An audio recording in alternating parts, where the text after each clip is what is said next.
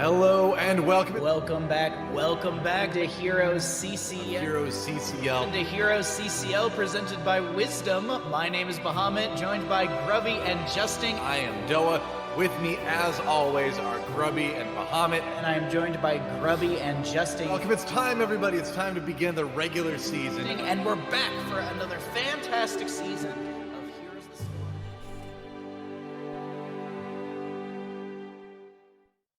Good afternoon, ladies and gentlemen, and welcome to HeroesCCL presented by Wisdom. My name's Bahamut, joined by Grubby and Justin, and we got a little festive, I guess you could say, in a sense. We're it's summer, it's nice and warm, so we're wearing our nice Hawaiian t-shirts. We're all matching today for all of you at home, but of course we're here in HeroesCCL playoffs, day number 2 of 3, and of course, Grubby, Justin, how have you been in the time off? Grubby, saw you chasing some people around with some swords again, or was it a new RTS? I was kind of half watching your stream last night while I was editing. Yeah, just playing some chill games. I got some games in today, and guess what? I had a little internet issue that I think I actually resolved. And in the game that I managed to stream, it didn't go that well for us, and we had a lever. Then I thought, I'll do one test game before CCL begins, just to make everything smooth. What do you guess? MVP, World Never Saw It. You'll never believe it. Of course, it's always what happens. You get the world record right when your internet DCs on you, and you're like, well, at least I'll just keep playing, and maybe I'll get a MVP or something. And very, very casual. Justin, how have you been, and what have you been up to in the time off? I've been good. I've just been relaxing. Yesterday was a lot of games, so I was just kind of chilling and taking it easy. Doing I've been really into zombies lately for some reason. I don't know why. I think it's the survival sale with all the Steam stuff going on. So okay. I've been into zombies, I guess. I mean, they're all great. I actually checked out the new movie Prey last night. It's the new Predator type movie. It was very, very, very fun. So I highly recommend it if you I believe it's on Hulu if you have Hulu. So definitely check that one out if you are into the Predator series in general. But of course, we're not here to talk about Predator or other video games. We're here to talk about Heroes of the Storm, and we also want to talk about that prize pool. So let's go ahead and break down the prize pool for all of you at home, because things have changed from the regular season to our playoffs. It is now going to be 100% of the prize pool going to the players. So first place will take 35% of the prize pool. And on top of this, since there is no land for HeroesCCL, Wisdom is going to be contributing $10,000 at the end of the season. So right now we're at $14,640, and let's say today was the last day, we're wrapping things up.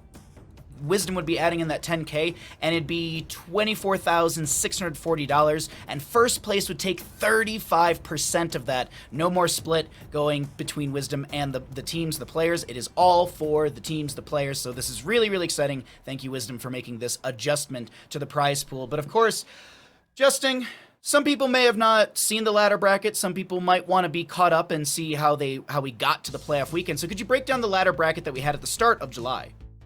Of course, so we had the Gauntlet, where Simplicity beat Granite, and then fell to Storm Esports in a 3-0, and then Chili Mountain 3-2'd against Storm Esports, but was taken down in a clean sweep, a clean 3-0 by Diamond Hands, which is the team that is now in the top 4, that is competing, has its tournament life on the line today, as we'll shortly find out. And of course, we have our playoff bracket, Grubby. There's already been a couple matches to be had, so could you break down what we saw yesterday and what we will see today?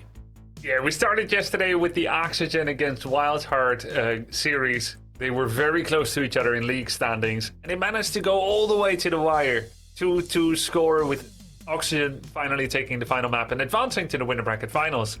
30K had a much easier time of it against Diamond Hands. It looked pretty dominating. There was maybe one pretty close game.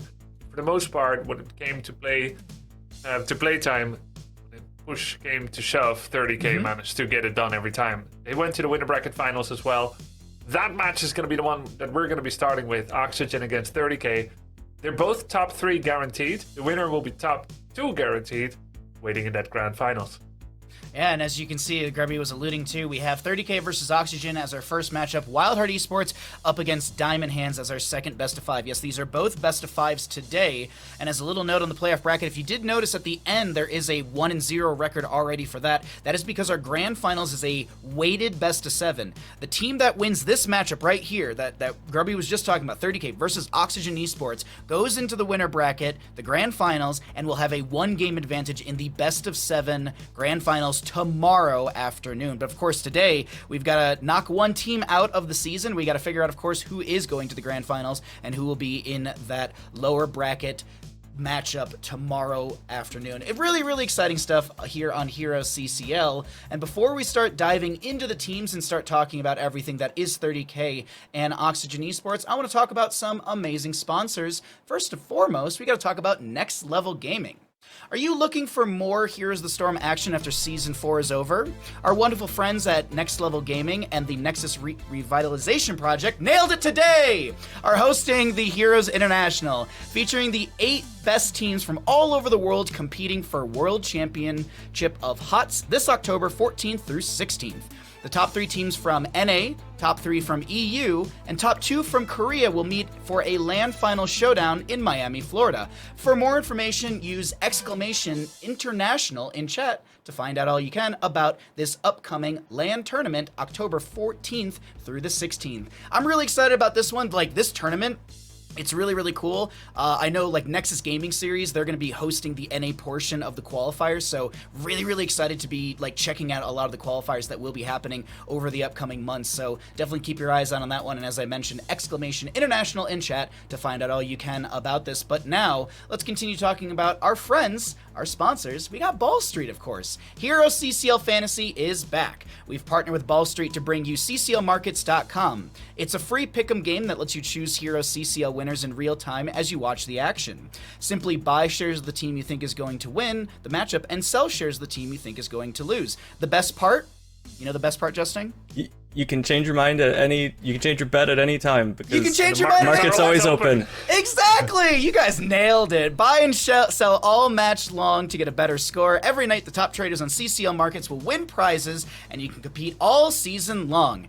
Join CCLmarkets.com and win prizes as you watch today's broadcast. Thank you again, Ball Street and Next Level Gaming, for joining us for HeroesCCL Season 4. But now, let's get into our meat and potatoes. Let's get into our delicious course, our first best of 5. Let's take a look over at 30K. Well, I would say the main thing I like about my team is how long I've known each of my teammates. We've had previous relationships, so we had like pre-existing synergy going into the season. For example, I've known Legacy for like 5+ years. We played together all the time in NGS and even tried out for like a bunch of teams together. Cattle and I played in NGS for multiple seasons. Kira and I used to duo in Storm League. My old NGS team, we'd scrim, Kira's team. Obviously in in-houses is where I play with Kira as well a lot, and Madara. That's sort of where I met Madara, was in-houses. So that's sort of how I met Madara and became, friends with him. It's always a lot of fun to play with people who you're, comfortable playing with.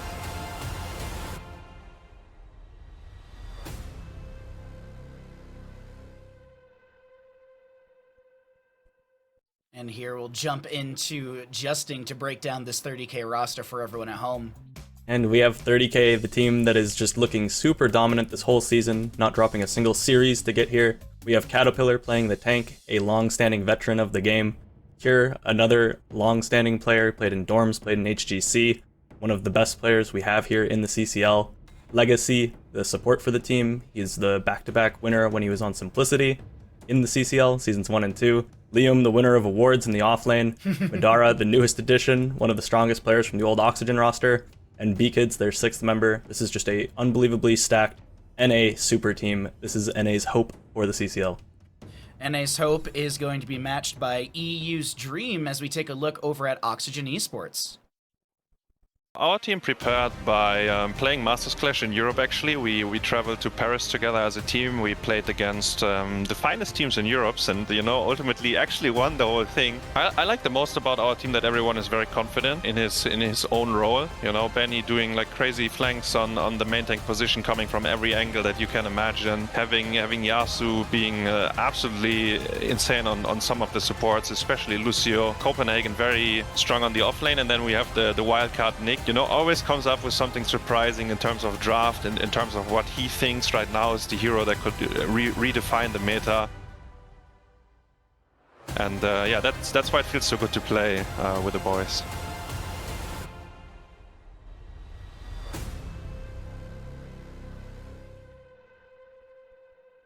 And Grubby, of course, can you break down this Oxygen EU Dream roster? Oxygen Esports is Amazon's The Boys. HoTS mentioned it feels so good to play with the boys, but where Billy Butcher is a near villain and a kind of anti-hero, HoTS is the good version, and he really is proud of the boys, and he encourages them in positive ways, and he doesn't have mean words for them. Great players all around this entire roster. And yeah, we've come to expect the standard picks from Bad Benny and Copen, and they play it so solidly for the most part. And then you look at HoTS, he's got a few special picks like Vikings, he has played that before, Sergeant Hammer, of course, Hanzo, and a bunch of others.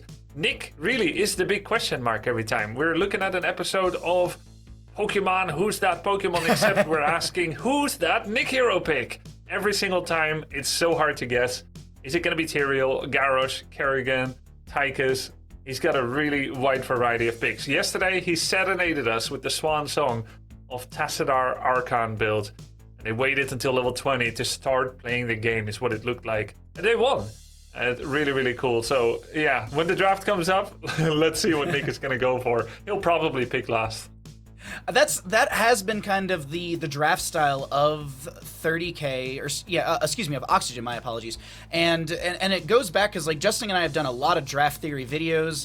How do you draft from certain positions? How do you draft, towards the end, and how do you leave these flex spots? And Nick is such a good flexible player with such a variety, I guess you could say, of a hero pool that he can kind of pull from anything, it feels, in that last spot. Very, very flexible. Well, kind of filling his role very perfectly. I do believe we can take a look at what map we're going to for, well, the first map in our first best of 5 of the day, and we can let you all know that it's going to be 30K taking us to Infernal Shrines. Oxygen Esports opting for first pick priority and banning out Battlefield of Eternity. 30K will ban out Dragonshire. Now, Justin, Oxygen Esports, they played one game of Infernal Shrine so far, and that was the Tassadar game yesterday. But of course, on the side of 30K, they are 6-0 on Infernal Shrines. 30K kicking things off with an extremely comfortable map. Arguably, when I look at stats, their best map record, period. The closest to that is 5-1 on Alterac Pass. And Infernal Shrine's one of the most straightforward maps where you need to 5v5 to win the game in almost every single situation. And that's something that 30K really excels at, especially when you have players like Madara that just excel on characters like Chromie so much. A lot of teams can't play Chromie, especially not to the level Madara does. That was what he was known for, was the Mephistos, the Chromies, when he first kind of came into the amateur scene originally as a player. So those heroes excel on shrines, and so does 30K, and their map score reflects that. And I'm really excited to see what 30K will draft here, as we're just about to jump into the draft. I also want to get Grubby's thoughts on this, the map records, or even just Infernal Shrines for this first map in the matchup. Well, let's see. Infernal Shrines is the map that Oxygen won yesterday. Their 5th map against Wildheart. They used the Tassadar draft. Tassadar Hanzo for their DPS, Murden Dahaka for the frontline, and Lucio as the healer. And they realized, hey, we don't have enough wave clear. Opponent had Blaze, Tychus, and Rhaegar, and Mephisto. That's 4 amazing wave clearers. Keep in mind that among all the healers, Rhaegar is by far the best at wave clear. So he could be a strong pick for any team that wants to make sure that at least they have the shrines on lockdown. Madara's Chromie has been banned out by Oxygen. They came with the plan. Yasu's Lucio removed by 30K. Will they remove Sergeant Hammer? That's the big question here. Both teams could definitely pick up the Sergeant Hammer, I feel, in this matchup, and there is going to be the band coming out from 30K. I mean, Justin, we saw so much in like weeks 6 and 7 specifically. We saw so much Hazuab's Sergeant Hammer, but it's a first pick Sylvanas, which I love for Infernal Shrines, really amplifies the push potential of the Punishers. Tychus is available though, and I can't help but feel with Chromie being banned away and the Hammer being banned away that Tychus is kind of the next sole priority pick on this map. I wouldn't be surprised to see 30K just take it alongside something like a Blaze. There are 2 support bans right now though, so they could be looking to prioritize support as well. But the Tychus seems something that is nearly... Oh, they do forego the Tychus, so I think that's very strange for 30K. Pretty much every team has been prioritizing it on this map. The Odin is so much value, and I can't help but feel that potentially that could come back to hurt 30K by the end of the draft. Fortunately for them, they are against Oxygen, so with the Sylvanas being picked, maybe they don't feel like they need to prioritize it, because, like we've mentioned, Nick likely to save his other pick for last, so they're going to be probably a lot of picks between now and when a Tychus would get picked up for Oxygen. Also, I mean, when we talk about supports, I'm not stressing too much for Yasuo or Legacy. I know that their support pools are very, very deep. I think Legacy could actually pull out a Deckard Kane. I think he's one of the... I mean, even Stukov. Stukov is still up and available. Deckard and Stukov, I think, would be great for this map, Grubby. Even the Deckard, because you have the Herodric Cube for zoning. You can also get the Emerald for healing deny, so you can maybe deny a Desperate Prayer or something like that from an Anduin. What are your thoughts on the draft, though? Yeah, for sure. Deckard is picked by both Oxygen and 30K, but not many other teams. Legacy likes it, and we see it sometimes from Yasuo. I know Hazuops personally likes it as well, even though he doesn't have healer role. He plays Deckard a lot in Storm League. It kind of tells you some as well. So this Anduin pick, this is probably because Johanna has a 60-second Blessed Shield cooldown, and Anduin gets a 70-second Leap of Faith cooldown. You kind of counter every single target blow-up attempt, right? Don't you think, Justin? It's really strong into the Blessed Shield. It's also just good in general with the other 2 support bans, and it's strong on this map. Anduin has kind of seemed to come into priority as being like the top 2, top 3 supports just in general once Lucio's banned. So I think it's just a really solid pick. It's also good with Diablo. Diablo's main issue is that once he goes in, he can't really get out. That's why he's so good with things like Medivh, and the Anduin pull kind of provides that same safety.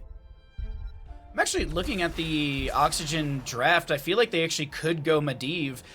It would be like hyper carry onto the Sylvanas, but Diablo has such good setup, follow-up from Anduin. Medivh could amplify things, and you just get a strong solo laner like a Leoric or something into the Blaze, or even a Yrel could just be able to control the Blaze a little bit, control the objective phase. We'll see what's going to be the last 2 picks, though, coming out from Oxygen. I'd love, actually, to see Medivh to kick things off and that Yrel. I think that could work out really good for them, but it still will be. I'm curious about this because I do want to get Justin's thoughts. Okay, the Tassadar, and there's the Leoric. Is this a wait till 20 game, Justin? Is that the game plan for Oxygen again? It depends on 30K's last pick. I'm not sure if they'll need to wait till 20 this time. Last time they had the Chromie and the Tychus, which is just so much zone control, and those two heroes just have such a good time positioning on the shrine, just setting up and zoning everyone away, and while they passively outrange everybody. They're not going to have that same level of shrine clear this time. All they really have right now is the Mephisto, Zeratul last pick. So that's going to be very scary to be the Tassadar or the Sylvanas in this situation. Even the Anduin is going to be a bit scared. Fortunately, they do at least have the Diablo, which was, I believe, permabanned in every single game we saw yesterday. I don't think that Diablo was ever even available to be picked. So a little bit strange to be able to get that. That makes things a little bit different because, I mean, we don't have any data from him yesterday. I think Diablo might just be that strong. I think there might have been potentially some inside knowledge between these teams. It felt like 30K catered their draft around a potential Malthael being coming out from Oxygen. I'm not sure if that's something that we've seen from Nick at all, but it felt very much like that because 30K had the option to take the Diablo themselves. They didn't. So I'm kind of thinking that might be why they were drafting specifically what they did. And then now the Zeratul last pick for Cure. Cure being the team that gets his single last pick to counter. It's Cure Zeratul. It's going to be scary. I'm going to be watching Zeratul from Cure, and I'm going to be watching the Sylvanas and Tassadar for Oxygen. It's basically going to be Cure against the world because in a straight 5v5, Oxygen's comp should be better. It's just all going to be on the Cure variable. Well, the curable, as we'll figure out as we get into... That was horrible. I'm so very sorry. We have 30k in the blue. We've got Cattle on the Joanna, Legacy on the Rhaegar, Cure on the Zeratul, Liam on the Blaze, and Mater to play the Mephisto. On the side of Oxygen Esports, we've got Bad Benny on the Diablo, Copen on the Leoric, Hazu will be on the Sylvanas, Nick on the Tassadar, Yasu on the Anduin. Early game, Grubby, I feel like Oxygen can make some big moments happen, and maybe they can get a lead and continue that. That might be the way that Oxygen can win this, but I just think 30k got everything they wanted in this draft. They've got blinds from Joanna, like Blaze just... His whole kit in general is so very good. Slows, stuns, AoE, there's a leap of faith right there, but you can't leap of faith two people. That's going to be Tassadar going down first. But of course, Grubby, I'm leaning into a 30k win as the Zeratul does scale really, really hard in this. What do you think about the drafts and potential for map number 1? It's funny because in yesterday's game, Tassadar actually never died in the entire game. So they AFK'd, they lost 4 forwards. They didn't really AFK. They lost 4 forwards. Yeah. You know, they bided their time, and now it's a level 1 Tassadar death. Very different experience. He has gone for auto attack build. Yeah. Okay. He didn't get the Q this time. Auto attack build. Okay. So yeah, I guess. So first of all, Electric Fence is the best performing Tassadar level 4 talent in terms of, you know, it does damage and slow, but it's not necessarily the safest. By best performing, I mean it's the greediest. The highest win rates is actually the full auto attack build, which is what you're going to be seeing now. And you don't necessarily need the level 1, but it can help. So basically, if you go full Tassadar auto attack, you get the quicker full charge on your beam, which means more mana regen, and it also means more range at level 7. And it also means better maintenance of Executor's Will, level 16. And that means you get shield quicker from level 4. And it's that shield, that's the one you need the most against Zeratul. So this is a safety choice, auto attack build Tassadar. You may be like, oh, but it's auto attack into Johanna. She has blinds. It doesn't matter. You're trying not to die here into Zeratul. Yep. Okay, I looked a lot at Tassadar because we don't see him a lot, and so I kind of wanted to talk about the talents here. Please, yeah, I like it. In terms of general draft, I think we have the better wave clear on the side of 30k. All 5 of those specialize at wave clear among their role. Yes. On the right side, Diablo is so-so, Anduin is weak, and then there's 3 good ones. So it looks like 30k should win shrine fights, which means Oxygen needs better push outside of the shrine or hero pickoffs outside of the shrine. But you don't exactly take a Tass and a Diablo and go gank someone. It's not so easy to get a gank with those. Sylph, Diablo, maybe. But a lot of people are ungankable. Like Zeratul, Johanna, Blaze are all ungankable. Rhaegar maybe if he's in bad position, and Mephisto if he miscalculates some kind of poke with his teleport. But overall, I think it's going to be really challenging for Oxygen. I think it's a bit of a lead for 30k, but we'll see how it goes. I'm actually thinking about the level 10s as well. I think the Joanna could go into the Falling Sword for just the cleanse safety. Because, I mean, there is the cleanse on Rhaegar baseline, and we'll see what he takes at level 7, because he could get a 15-second cooldown on it, putting it at 45 seconds. But I do think that the Falling Sword for the Joanna really could amplify the aggressiveness of 30k, but right now that is going to be a lot of damage onto Liam, who does pop the Pyromania, trying to back away. Cattle steps in, allowing Liam to back away. Zeratul looking for some pressure onto the backline, and it will be the Purification at level 7. I like that we've been seeing this change for the Rhaegar build. When Rhaegar had his rework, adjustments, all of that, it was totem build, totem build, totem build. And now we're starting to see more, you know, the Pharaoh Heart. Of course, Earth Living Enchantment's been a level 4 since the change because it's just so good. But Purification, I really, really do like this pickup. It does, you can also use it to deal damage to shields as well. So if heroes like Nick can build up a shield, you can damage that down. And you can also reduce healing by 40% for 2 seconds, which is also a potential deny for Yasu, as I mentioned earlier, with the Deckard Cain to get rid of the Desperate Prayer value, or at least minimize it. But a lot of damage on Nick right now. Cattle will be able to set up the kill, and Cure gets it. Really good secondary kill. The objective phase will be over to the side of Oxygen Esports, but still, it's only going to be a fort front gate to go down. Cure's still putting pressure on Leoric in top lane. Yeah, twice now that Tassadar got flanked, once by Blaze, once by Zeratul, and it immediately led to his death. It's been good executions by 30k on their executions of Tassadar, who is an executor. Yeah. 30k has a bit of a lead from that. Nice defense. They didn't even lose the towers in mid. And overall, yeah, a bit of a lead. But Tassadar almost has his quest. Zeratul already has his quest finished. Yep. 15 globes in under 5 minutes. So Grubby, can we break this down for everyone at home? Because we're talking about Tassadar, and I think this is still good because auto attack build pops up from time to time. So now that he's done with it, what is the value of this level 1 for Tassadar, and maybe what is the synergies that pop in for 4 and 7? Yeah, so Tassadar has a big auto attack range already. With level 7, he gets an even bigger one. He now charges the extra resonance beam charge faster, which means he's going to be doing more damage, and he will also hit a second and third target. He'll be regenerating mana, and he'll get a 12% max health shield over and over. Oh, and bottom. Yeah. Sorry to cut you off. I was Yeah, just I'm watching Kier. Don't jump in. looking at it. He lived because of AA build. He lived because of AA build, the shields, and so on and so forth. Wait, shield The glare! blind will get it! Oh, I love it. Well, Zealous Glare, additional damage, 75%. I'm curious, really quickly. Shield Glare baseline is 91 damage, actually, and Tassadar had like 60-something, so, yeah, there you go. 3 deaths on Tassadar. He's been bullied. And let me tell you something. If you pick Tassadar anywhere before last pick, and there is still a Genji, or there's a Zeratul, or there's a Tracer, it can feel like you're going to get targeted. And it feels pretty tough. Pretty hard to stop Zeratul with a root from Anduin as well. Zeratul's just a bit too fast. It's going to help, though. Having Archon now, having level 10 teammates, that's going to help a bit. And look at that. Anduin gets even more help.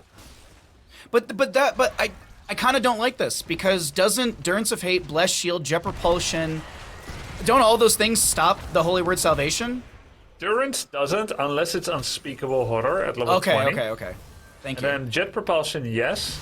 Rhaegar can't, and then Bless Shield Condemn. So there's essentially 3 methods now, and it's not that many. 2 of those are used for Engage, Jet Propulsion and Bless Shield.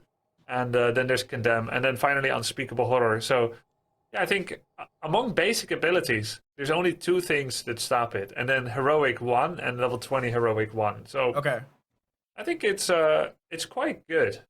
And the other question is, as we have a bit of an audio issue, and we'll pause here and we'll be back soon, Light Bomb, who would you cast it on? Diablo Leoric, you'll pretty much only get Johanna with that, for the most part. And it's not that good. Could you do something fancy with Sylvanas, maybe, especially later on? You could get Windrunner for the extra Haunting Waves, and even the Will of the Forsaken for a self-cleanse. Like, could you think that you apply it to Sylvanas, she throws in the Haunting Wave, and you can maybe do some fancy stuff with that? Or is that still just putting your Sylvanas in harm's way just to get a big stun? Yeah, it's way too risky. It's that wind-up. You go in with the E, and then you have to wait for your ghost to travel backwards once again after you teleport in. Yeah, so that duration is way too easily punishable and abusable. Rhaegar's gonna take a nice big bite out of you. And then there's the Iron Skin, there's Bunker, there's Mephisto teleporting away, Zeratul teleporting away. You should see the team of 30k as almost all of them having Unstoppable, sometimes multiple versions of it. So you rely here on Force Wall, on Entomb, things that aren't necessarily CC effects, and you don't rely as much on the Light Bomb. Okay. In this case. The other thing that I want to talk about, because I think this is skimmed over constantly when we talk about Holy Word Salvation. Not only is it you have that protection and stuff like that around your allies for 3 seconds, but it's also if the full duration goes, if I'm not mistaken, you heal up to 30% of the characters within, or the heroes within that bubble. So it is also a good way to heal up allies as well, so long as you get that full duration, because I believe if you stop it early, it doesn't get the full 30%. But still, little extra healing from Anduin might be a way just to help out the team, because he also did go for the level 1, the Light Well, so it's just Anduin, just Yasuo trying to get as much healing out here as possible. But our second Punisher is up and available. It's a Frozen Punisher in the top lane. And as we look at the gates on the left and the right, seems like Oxygen has already lost their front gate here, trying to pressure Hazuobs a little bit. And the objective still looking very good to the side of Oxygen Esports. They might be able to get the second Punisher.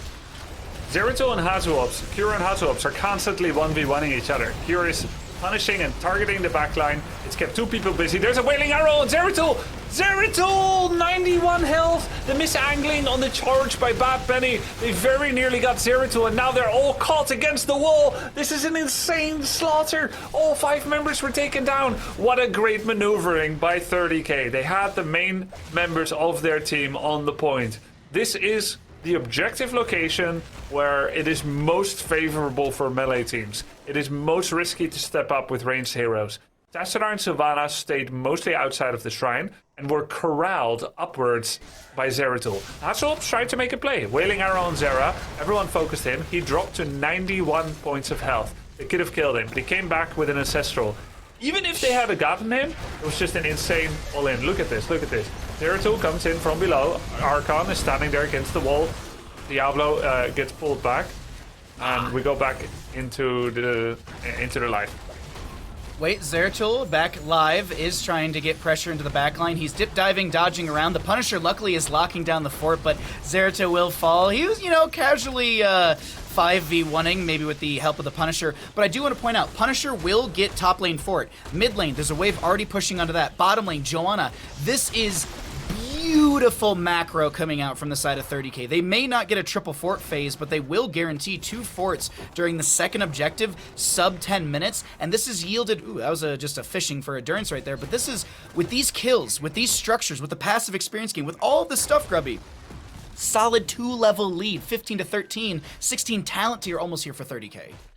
Yeah, this is, even yesterday, 30k against Diamond Hands, there wasn't a game like this, where there was a full 5-man team wipe before the 10-minute mark, where nearly 3 forts are down before the 10-minute mark. This is some of the most dominating performance we have seen so far. 30k is giving it to them. I wonder how that fight would have gone, like if the what if machine from Futurama, if you've ever seen that, but just to, what if Cure died there in that top lane engagement? Would it have been a pentakill? Would it have been Oxygen who come out on top?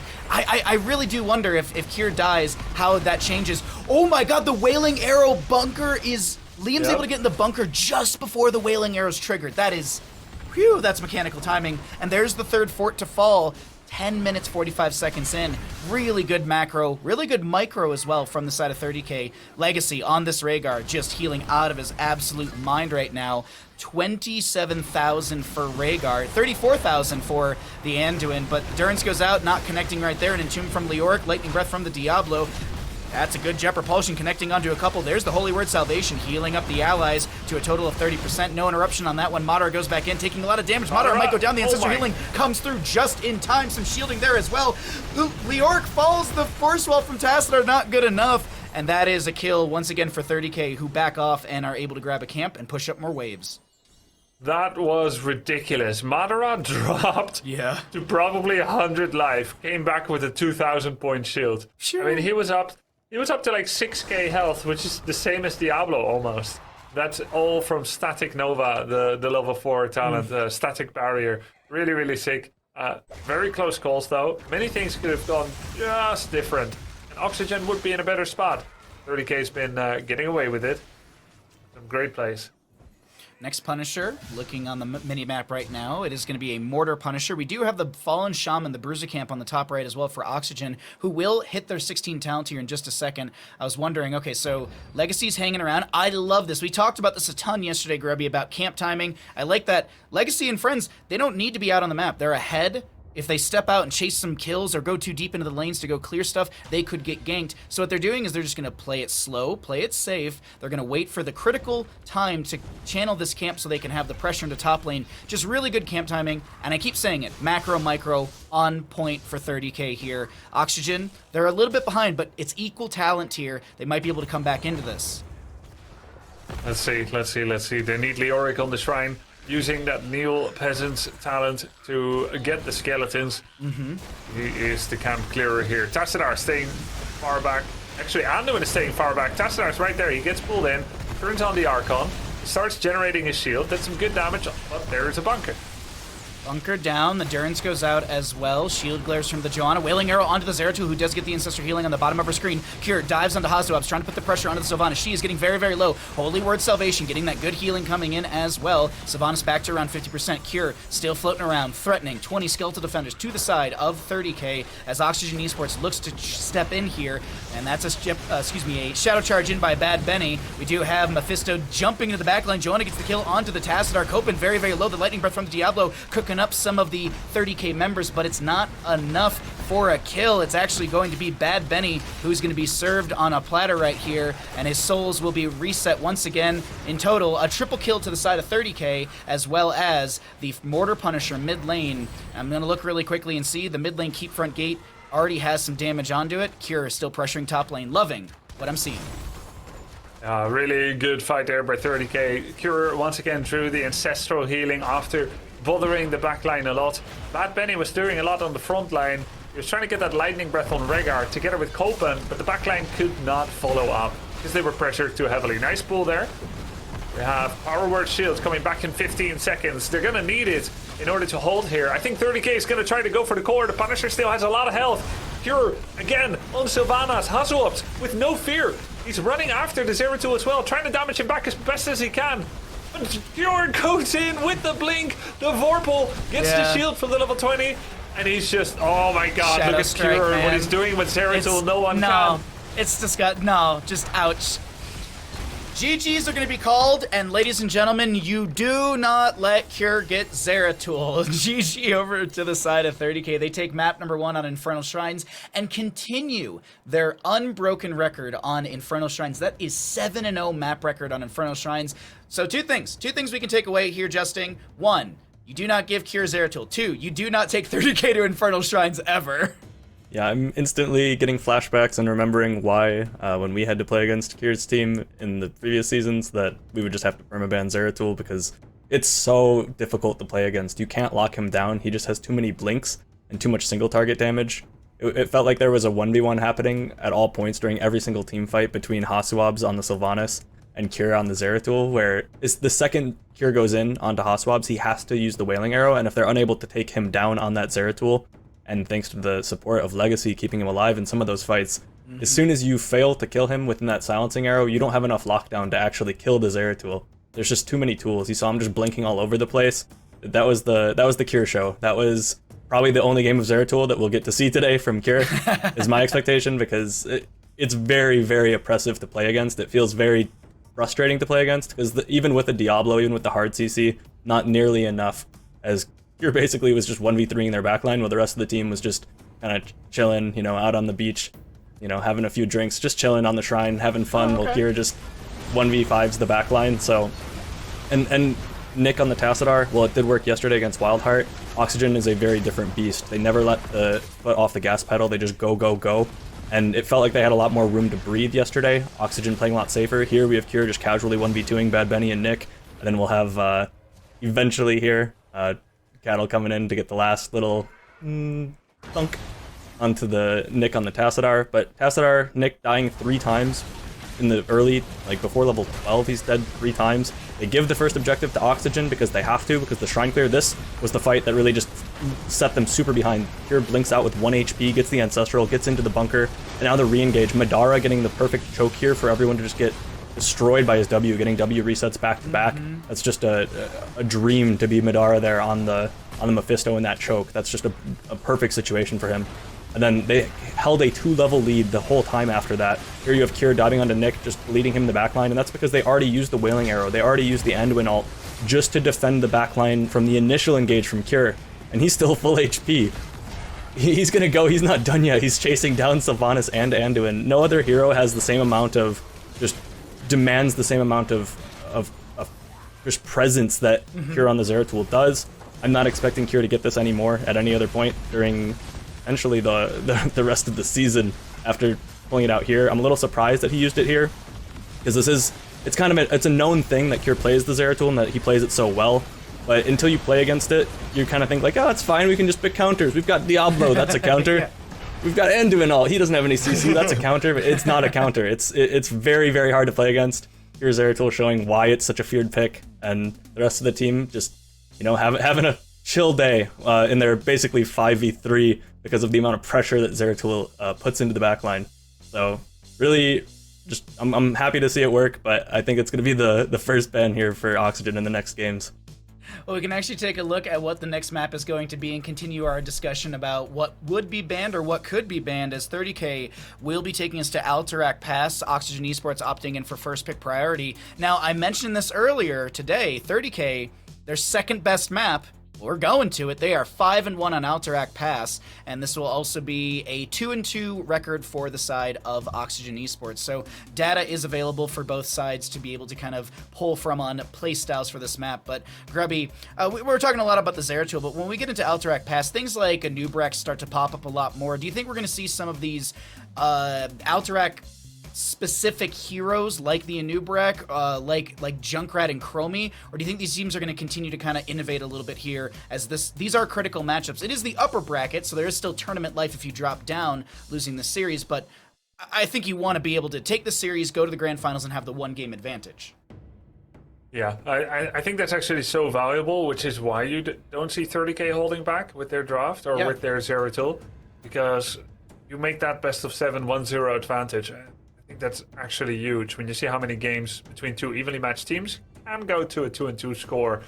3-3 would get you the win there. So come in strong, set the fear aura, and advance from there. So yeah, Anubarak, top pick on this map, Hager, Chromie, and Junkrat may have fallen off just a bit in priority for all the teams, but in terms of going up against Zeratul, I think Junkrat is among the top backline range damage dealers.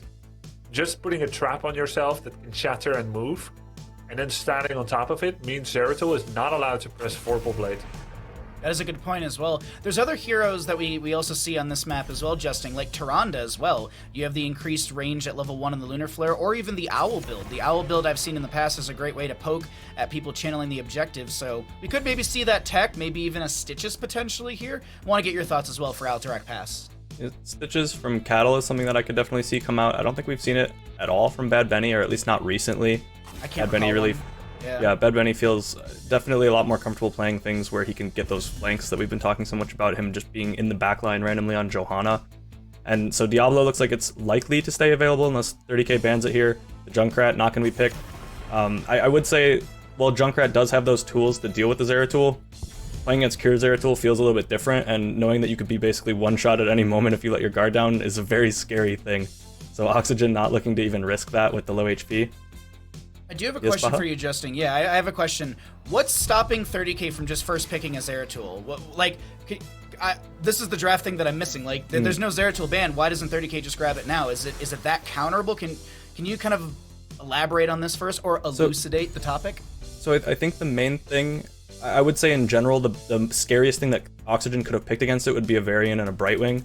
30K taking the Brightwing with it. Just that point-and-click lockdown is really what Zeratul struggles with the most, because in order to get value, he does need to be very far from his team.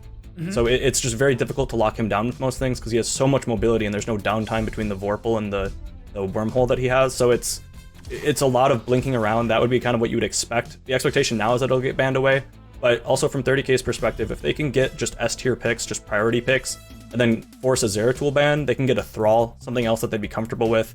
It just creates a situation where you pretty much win the draft either way if you have one extra character that you can add to the mix that just needs to be banned.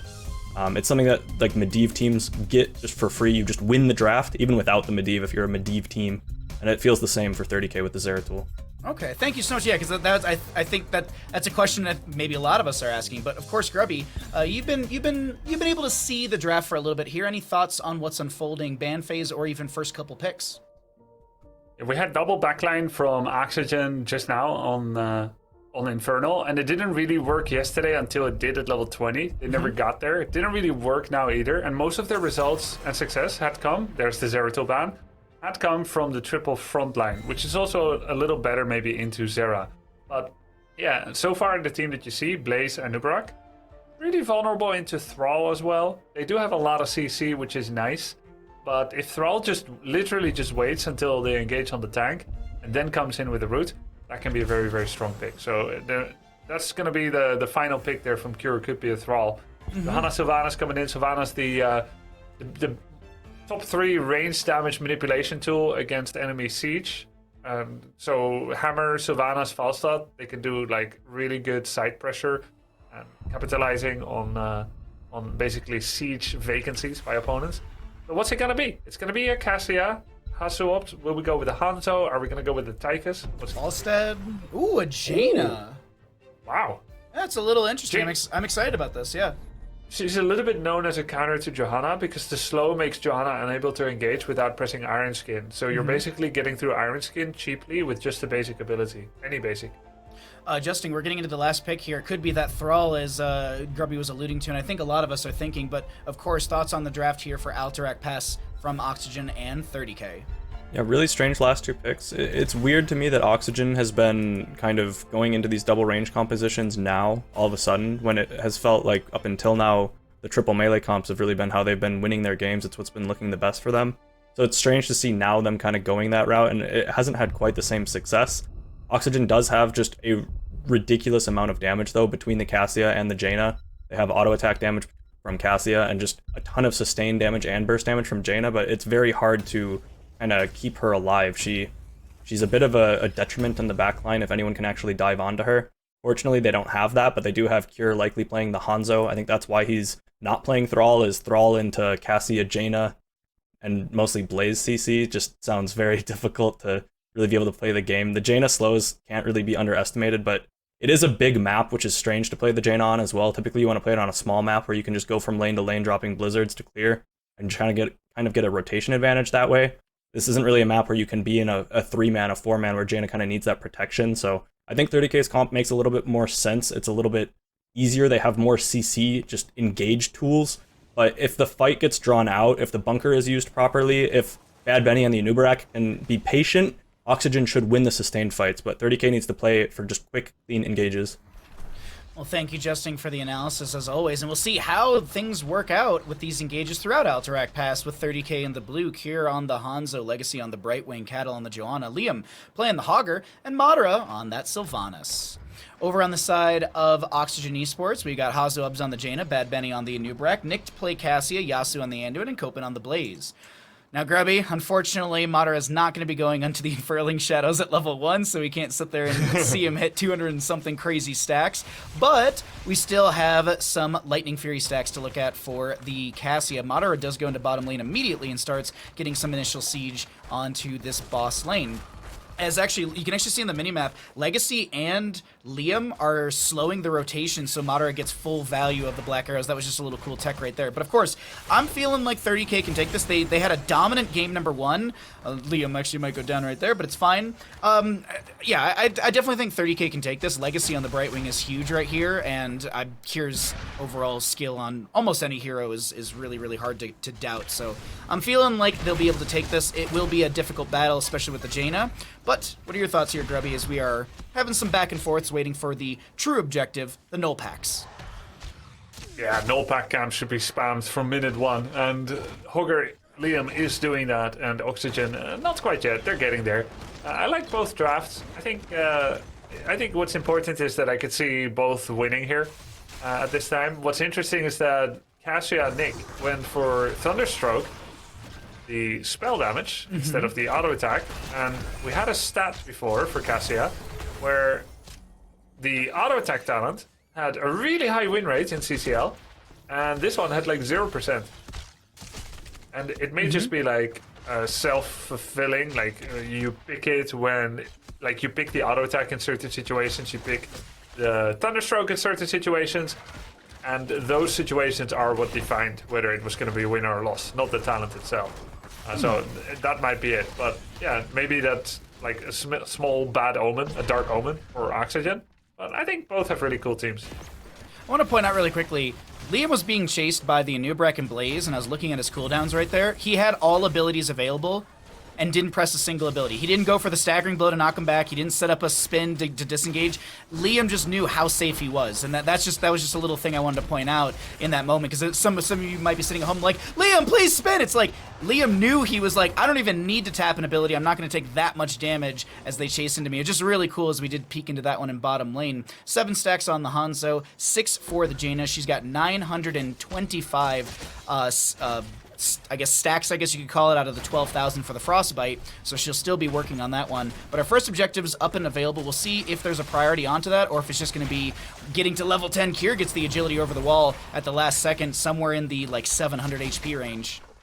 It was really, really close. If Anduin got there 1 second earlier, he gets the chastise, and he would have got it. So good job for Oxygen to start creating some opportunities already. They're looking mighty a lot better than last game, Bahamut, where Tassadar died in under 40 seconds.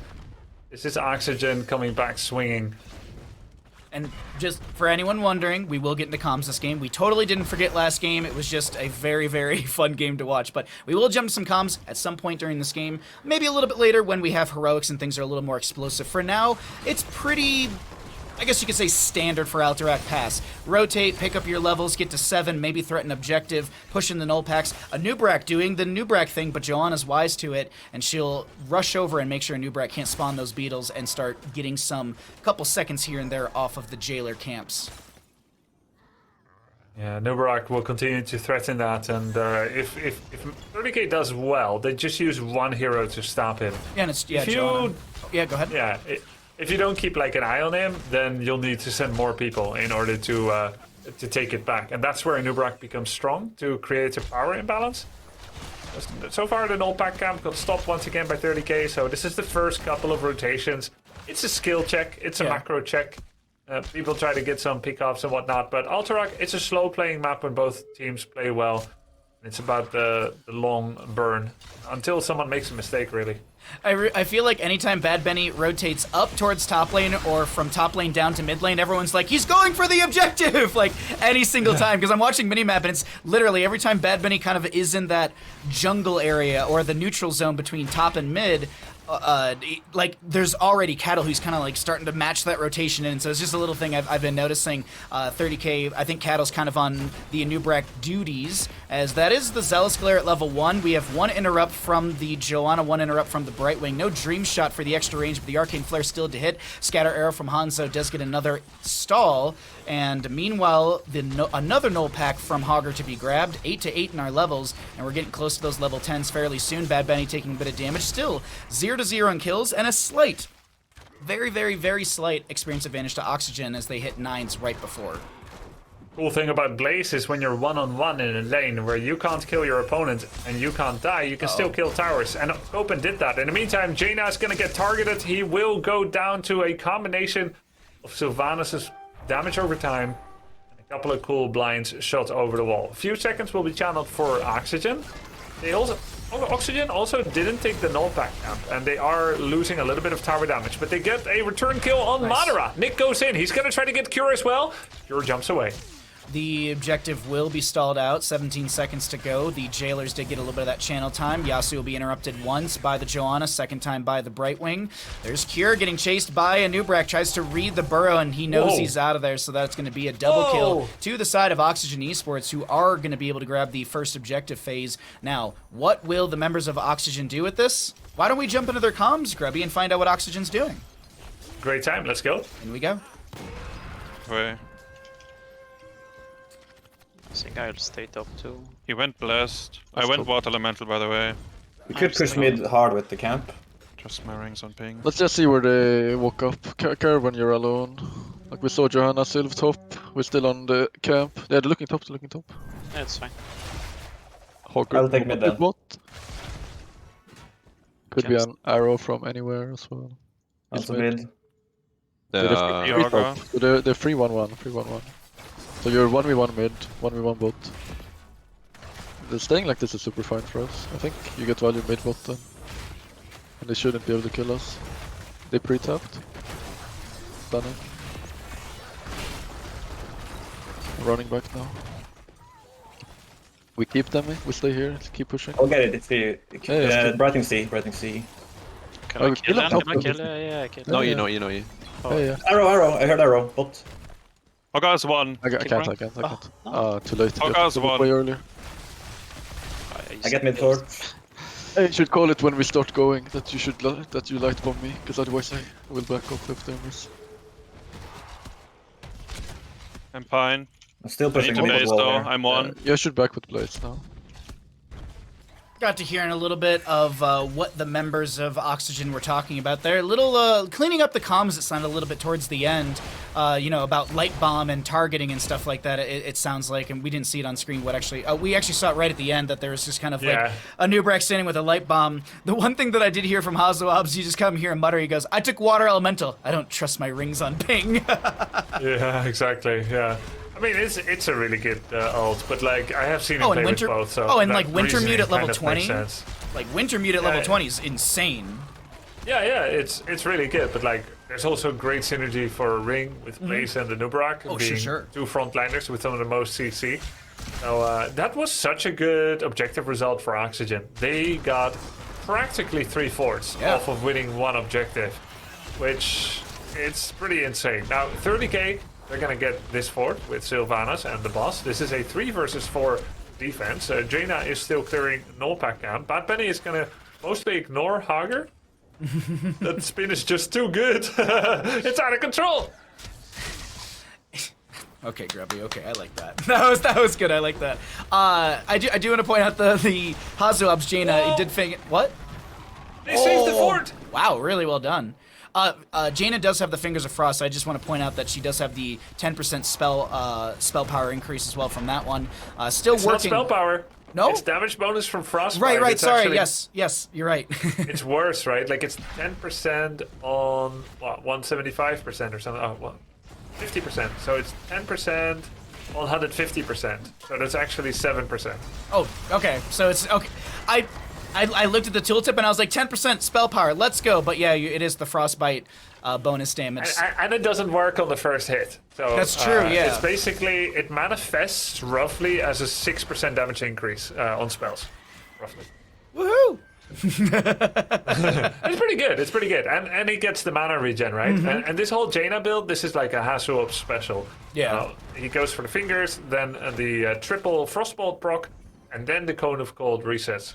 You have the Icy Veins as well, and I'm assuming we'll see the Northern Exposure, I think it is the one for the root. I always mix up the two at level 16 for the root and the actual armor debuff.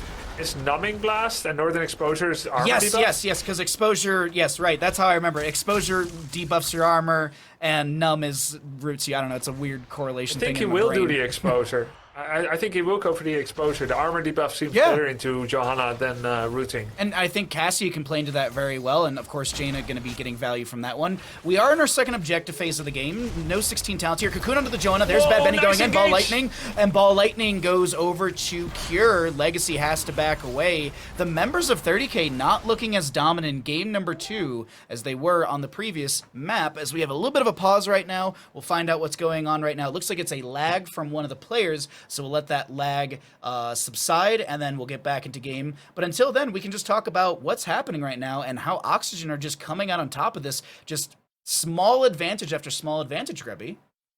Well, let me ask this. Can we run a replay during the break? And if we can we see the Blaze engage again here on the bush?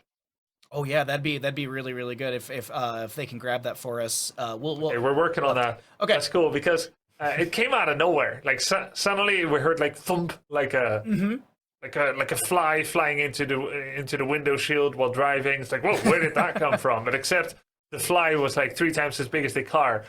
Copen came in with the Blaze, hit the Hanzo and the Brightwing, and Nick was ready to jump in.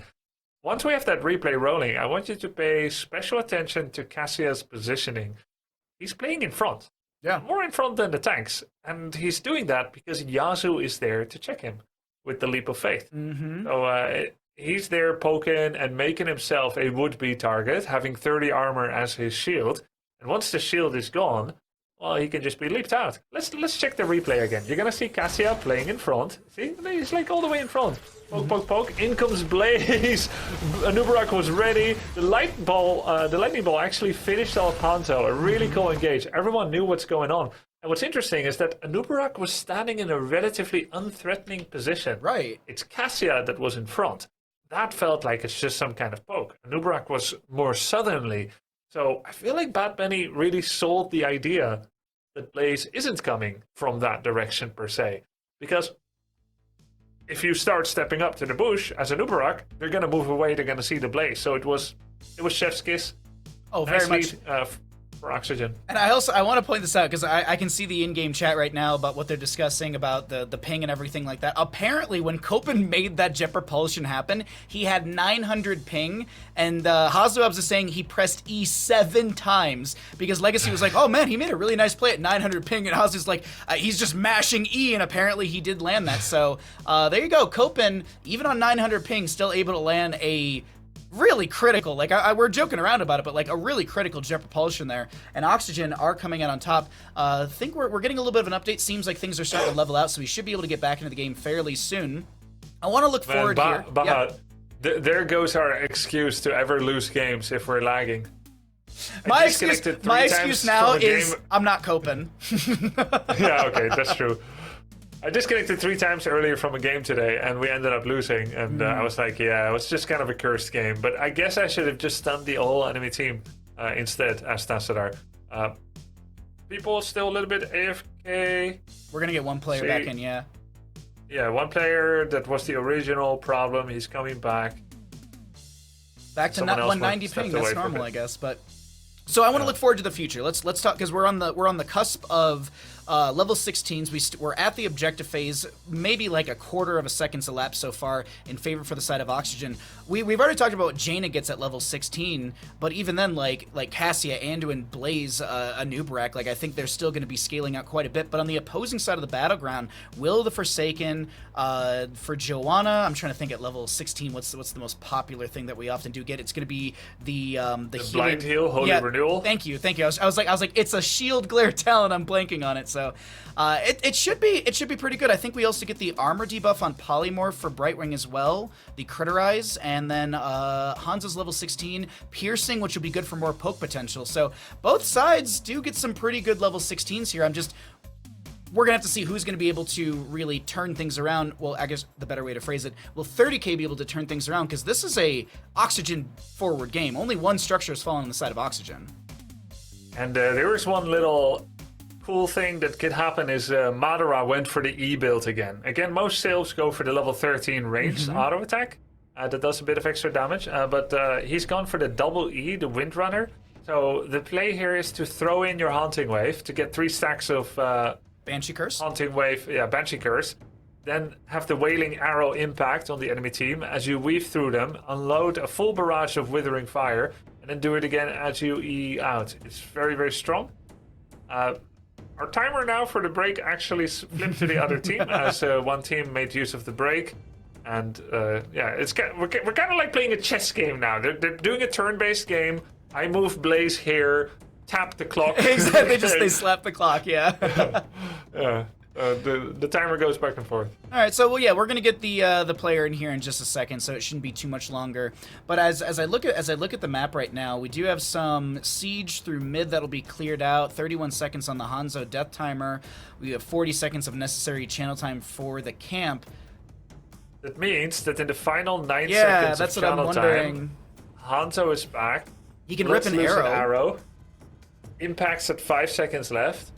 People will be trying to still maintain the prison, like maintain the prison activity, the breakout, the prison break. Oxygen will keep trying to do the prison break, and then you can have maybe 30k trying to step up and kill some heroes rather than trying to stop the channel. Yeah. They just try to clean up. Let's see if they can do that, because I don't know if they get level 16 in the next 30 seconds. Now, the other thing that I'm thinking about too is I wonder if the side of Oxygen will position forward and almost kind of like a spread. You're actually seeing it right here. Yasu, Nick, Bad Benny, they're all kind of positioning here and looking to maybe eat the arrow that's going to come from the Nexus to delay things out. Either way, still 20 seconds to go. The fight breaks out. Shield Glare coming out. That's a phase shift from Oh my god! Oh, Anubrak, no. how did he die?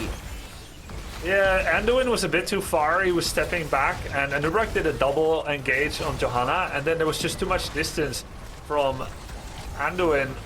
Oh my god, there's the arrow! No way! He caught it. Yasu was just like, "Hey, bud, I'll play catch with you." Wow, that break really. They planned out their move. Bad Penny jumped back over the gate. I think he thought he was gonna get a escape from Anduin, but Yasu was just a bit too far away. He was trying to save himself undoubtedly from a blessed shield bounce, make sure that he can save his assassins, and he didn't think Anubarak was gonna need it. A nice job by 30k. Now everyone is back. Bad Benny's coming in, so Oxygen can stop the channel. And it is Hogger Camp versus Hogger Camp, so we're basically to an almost even game state once again.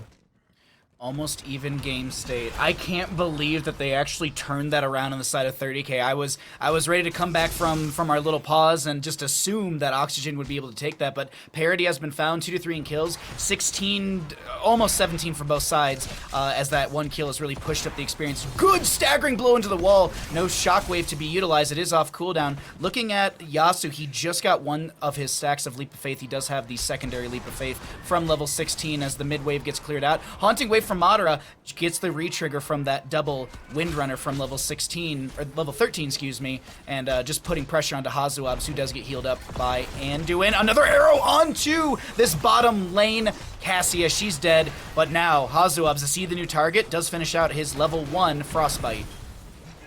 Wow, finding Cassia in lane there is huge. There's a light bomb on 2 members. They get a return kill. Hazuabs gets pulled out.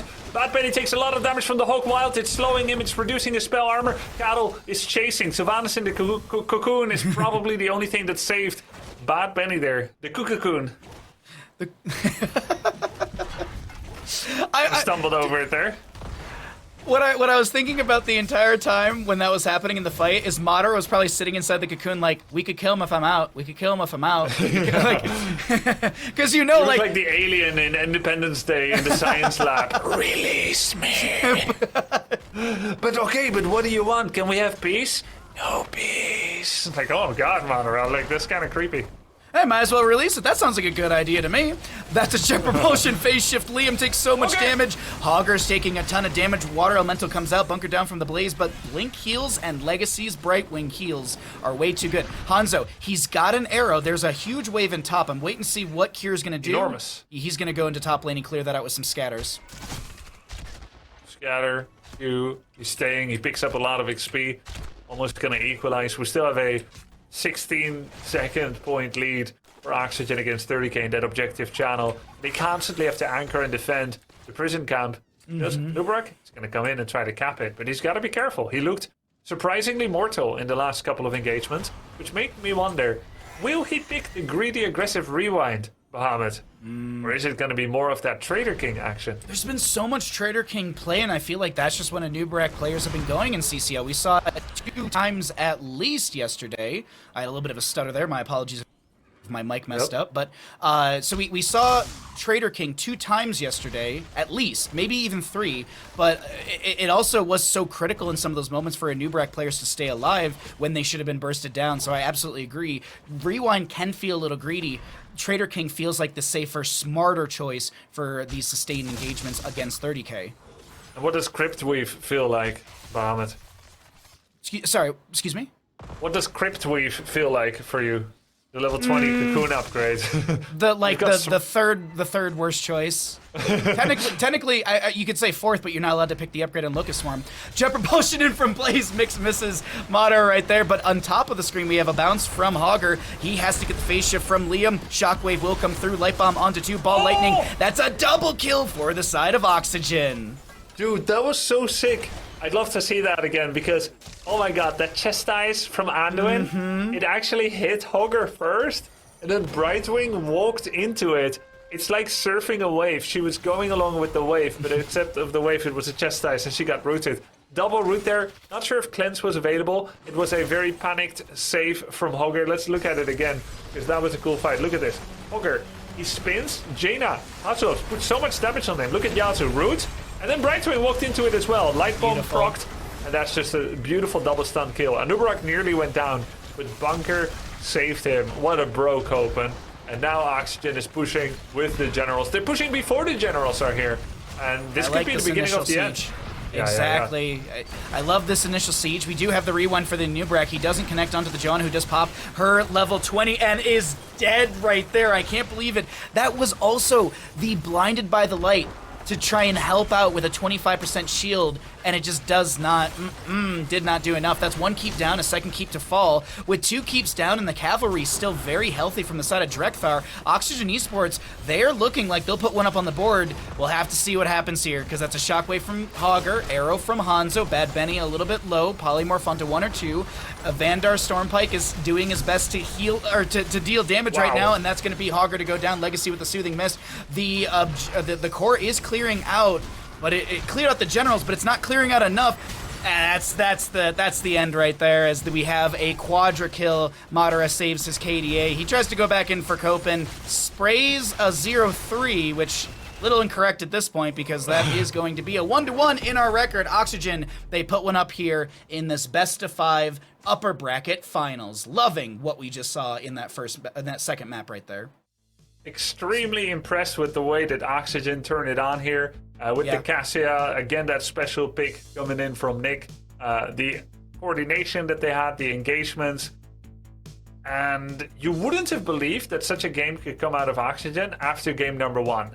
How does it happen, Justin, that a team looks so dominant, 30k, and you just think, wow, they're not even on the same level. And then the next game, it doesn't quite look like the mirror image of it, the opposite, but very much in the other direction. I think a lot of it is just the draft and the comfort for both the teams, and both these teams' drafts actually played somewhat similarly. Both of them had just a strong engage into the potential for one shot, where you have things like the Hogger with the Shockwave and the Bless Shield into Wailing Arrow and Hanzo Arrow, which should be a one shot for the side of 30k, but on the other side, Oxygen just front loading their comp with damage, having the Jaina and the Cassia is just so much burst onto anyone.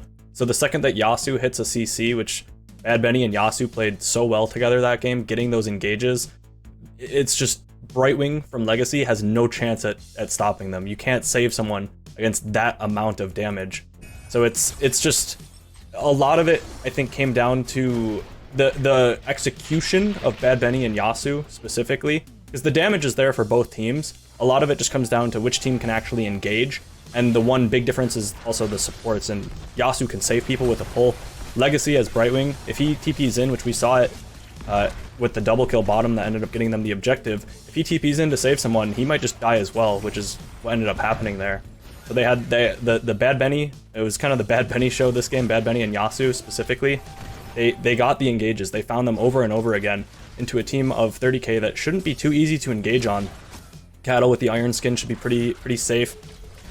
Cure with the jumps should be safe. They have a lot of mobility. Madara has the Wailing, or the Banshees. Legacy has Blink. None of them should really be targets, but Bad Benny specifically finding these engages over and over again. Yasu having perfect light bombs that just got so much value, like here, and then immediately pulling out Haswabs. Yasu's got to be my MVP for this game because the light bombs were insane. It wasn't like they had a single light bomb delivery system either. He was using it on anyone. Anytime someone was in range of them, that he could get a 2-man, 3-man light bomb, he did. And this is what I was talking about. Legacy goes in to save the Hogger, and they both just get deleted. The damage is just so much. Legacy can't actually do anything to save somebody like that. And they still have ultimates on the side of 30k. They were just getting completely caught off guard. Oxygen playing way too fast for 30k to be able to keep up with the engages. And it's weird to see, too, Nick playing a ranged and Cure playing a ranged. It feels like both of them not really like quite at maximum comfort level, but I think that if it goes into this double range versus double range meta, I think that heavily favors Oxygen, because Nick in general as a player is very good and used to be just known for playing the normal ranged heroes. That was kind of like what he used to do. Whereas Cure, on the other hand, I think Cure needs to play the melee heroes to be the same level of value, whereas I think Nick, just as strong on something like the Imperius as he is, or the Tyrael as he is on these ranged heroes that are more standard for him. So it's going to come down a lot to just execution, but I'm excited to see Oxygen look so scary in game 2. I think we've got a closer series than I would have predicted. We're on the road for 10 maps today at this point. Not even just 5, 10 potential maps in our 2 best of 5s today. I do have one more question, because we are going to go to a break in just a second here, but I have one more question for you, Justin, really quickly. What are your thoughts if it was, instead of Hanzo Thrall? I was thinking about that a lot through the game.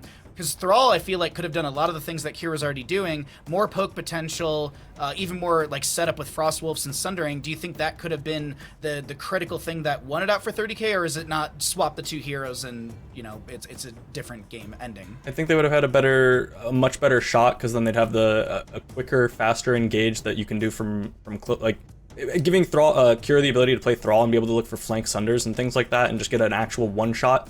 That's kind of what they needed. They needed to catch them off guard, because in the time that Yasuo can pull somebody, they've lost the fight if they don't one-shot them in that duration. And I think Thrall would do that much better with Sundering. It could split even Yasuo away from his teammate he's trying to save.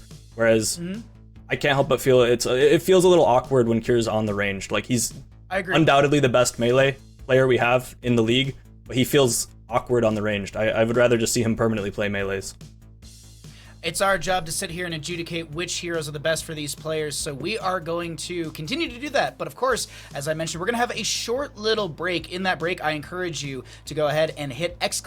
prize pool. Why? Well, it gets you over to the match arena, and if you'd like to donate towards the prize pool, it's always very much appreciated. We're at $14,640 because of your support, and as always, I like to remind people there has been a change on how the payout or the splits go. There's no longer a split. 100% will be going to the players, so you will be able to donate towards the prize pool, and first place takes 35% of the total prize pool, as well as Wisdom adding in $10,000 at the end of the season. So, ! prize pool in chat, and when we come back, map number 3 in our first best of 5 of the day. Don't go anywhere. This is HeroesCCL presented by Wisdom.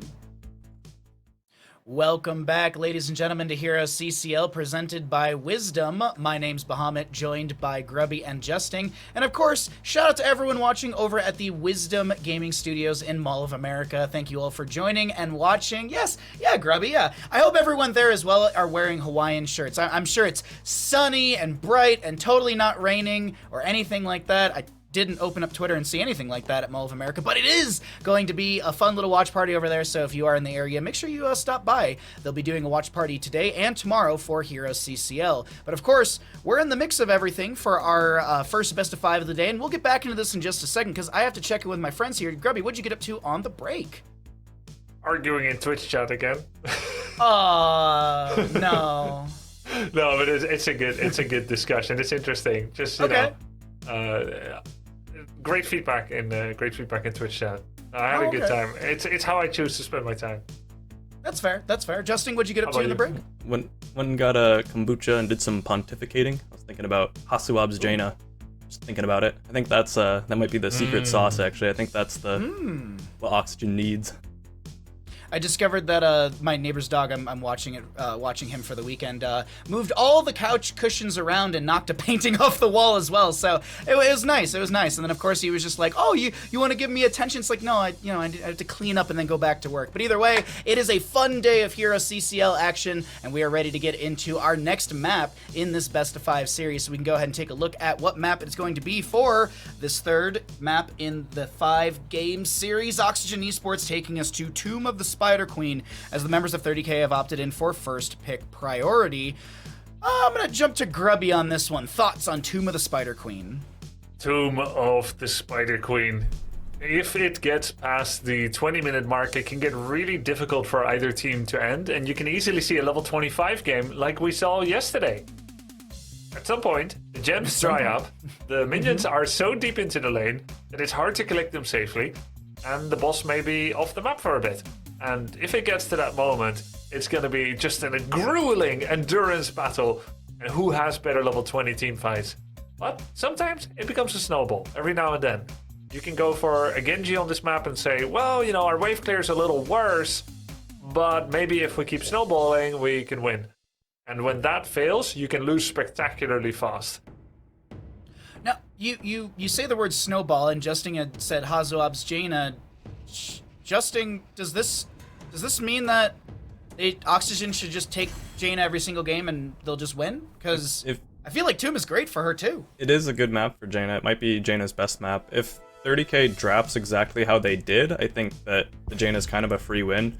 But they did do a lot of things that were a little strange. Like Cattle he didn't take the Diablo when it was available to him if he wanted it as a 3-4 pick. Like Diablo going through the draft to that point is kind of unheard of as of yesterday. Diablo was actually permabanned from first pick, every single game yesterday. And then today, to have the option to take it, especially into what Oxygen ended up having between the Jaina and the Cassia, a Diablo would have been basically invincible there.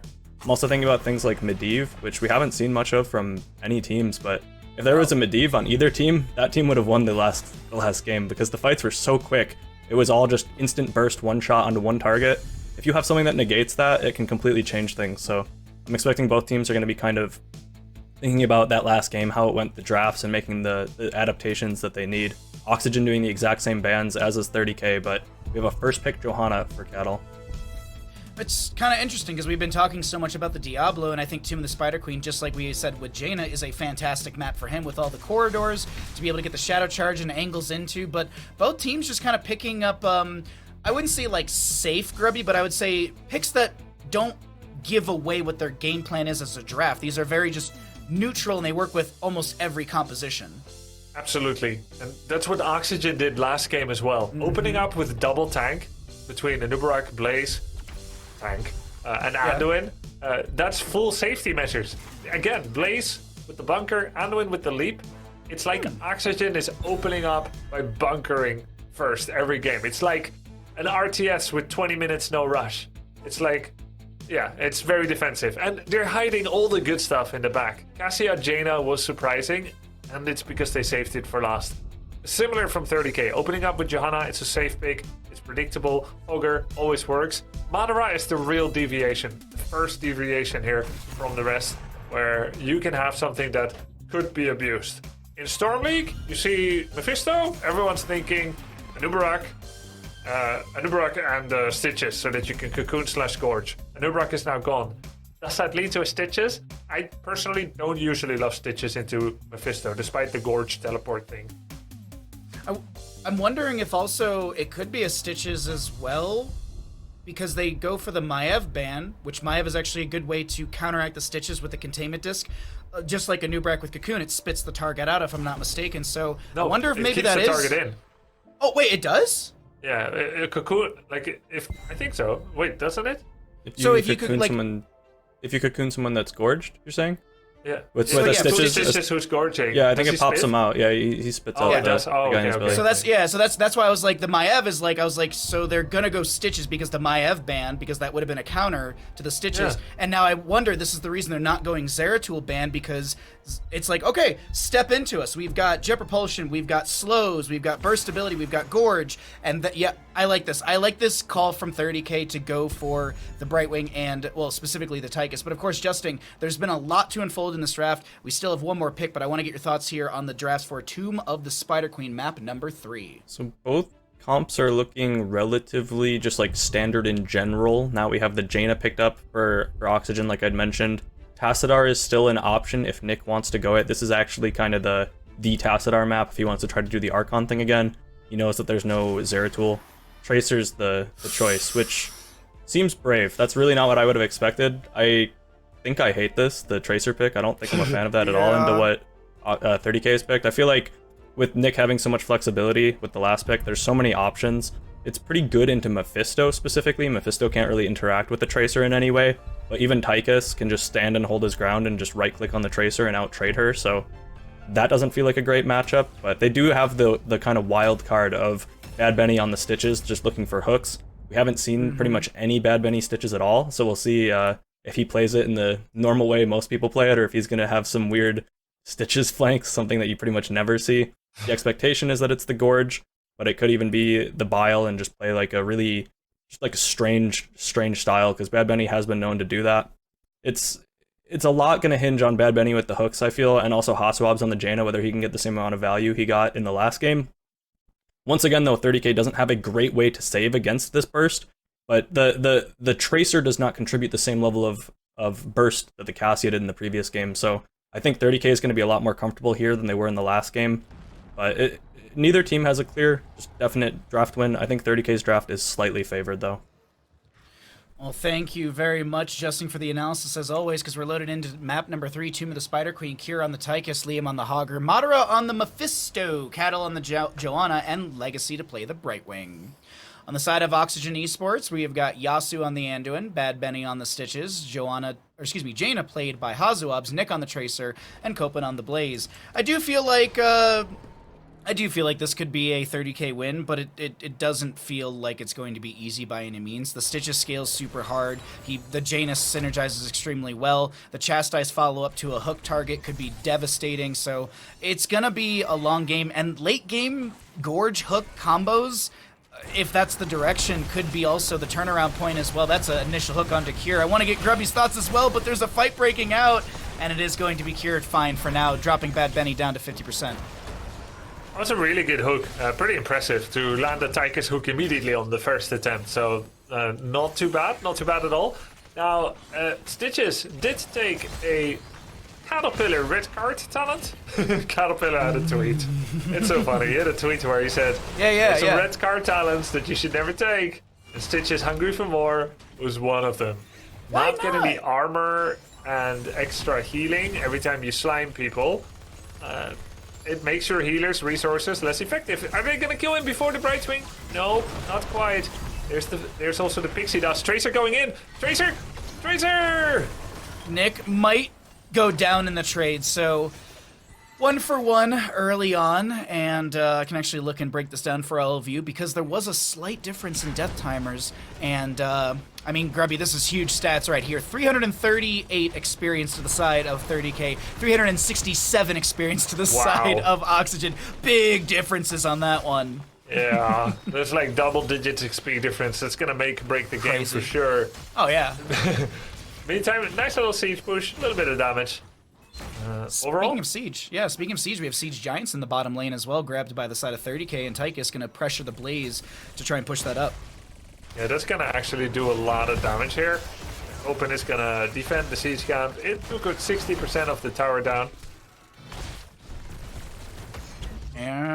Okay, so pretty good overall siege in bottom. Cure actually doing a fantastic job in this solo lane, allowing Hogger to split off and grab another camp as well. And the double soak will continue between the Joanna, Mephisto, and Brightwing. Mephisto looking for just his W build, the Lightning Nova. And Stitches picking up his 6th stack. For anyone that doesn't know, the level 1 for Stitches, you have gained 5% movement speed when you pick this talent, so he moves at 105% baseline or unmounted. And then every 20 regeneration globes, you permanently increase Stitches' movement speed by an additional 5%. So at 20, he'll have 110% movement speed while unmounted. But also, every regeneration globes gives 25 HP. Stitches' health pool right now is going to be 3,850. We'll catch you up later on because that scaling gets quite insane later on in the game. And maybe Tychus will pick up a talent or two to deal with that, but until then, it's just going to be siege, counter siege, and some wave clear back and forth. There's a root that didn't quite connect. Liam coming in with the flank, throws the loot horde, doesn't get the staggering blow stun. Open with a little bit of suppressive fire. Goes in with the jet propulsion pyromania, gets a stun, makes sure that there is no follow-up possible, even if Hogger's staggering blow did connect. And now we're in a situation where 30k paid a lot already. Oxygen still has everything in the bank. They've been slightly pressured in the wave clear. They caught a lot of the waves at their own towers. It kind of shows how 30k has been moving those waves up a little bit faster. That means there was never time for Oxygen to pay. Base shift onto Joanna, pops the Iron Skin as the Pulse Bomb will be utilized, and just constant shield glares, another Skull Missile to try and poke at Nick, but he blinks away. 17 gems are necessary for the turn-in on 30k's side. Still 50 gems need to be turned in, but those are in the pockets. A hook goes out from Bad Benny, but that is just a minion to be grabbed. A good job of 30k playing within the minion wave to try and have the minions be the one who get hooked in. And overall, Hogger will continue to pressure bottom lane. Blaze was rotating back down to try and clear things out. Let's see if we can jump into some 30k comps sometime soon. Oh, we can sure. hear from them. We haven't heard from them yet. Maybe if they get the Webweaver phase, or when they eventually do, that's the assumption, we can jump in and see how they play the objective phase. Yeah, or even like even now. Like let's go now. All right, in we go. I got the wave in.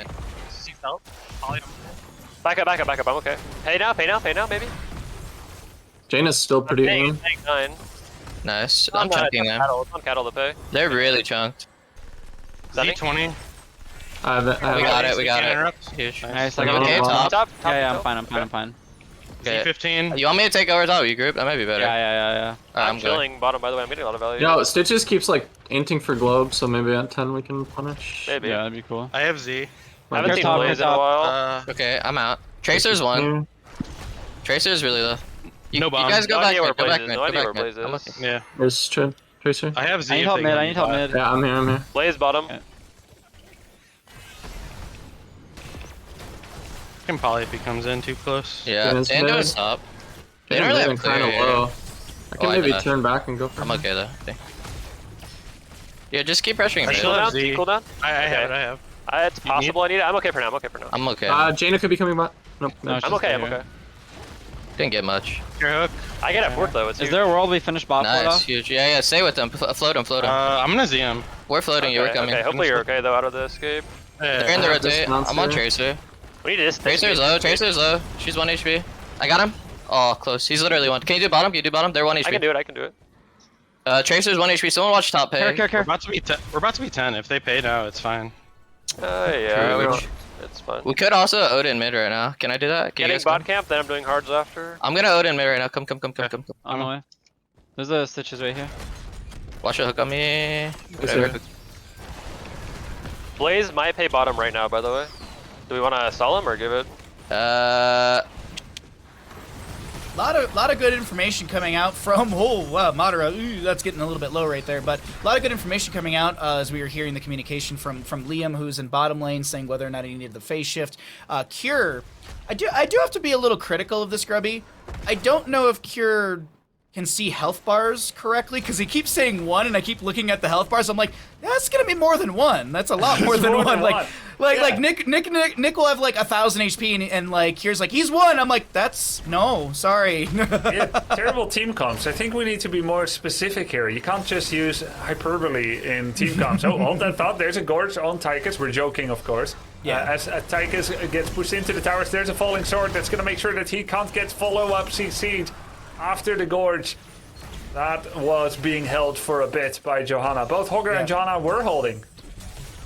I do. Ooh, Legacy almost goes down. The Water Elemental still chasing in. I love also the pickup of the Falling Sword. Hogger, by the way, hasn't taken his level 10. Falling Sword is a 50-second cooldown. Gorge is a 65-second cooldown. So you'll always have your Falling Sword back so long as you're using it as the kind of counterplay around the Gorge so that the Chastise or any sort of follow-up CC can't come through. Like slows from Jaina. Really good Mephisto on the top right of our screen right there does take down the Jaina. And the Red Webweavers, as we heard in the comms of 30k, they are fine with this happening as the Chastise does connect. Cattle still chases in. Liam, does he have the Shockwave? No, it's a Hortipult. He blocks Yasu, gets the staggering blow, looking for the spin. Yasu able to back away.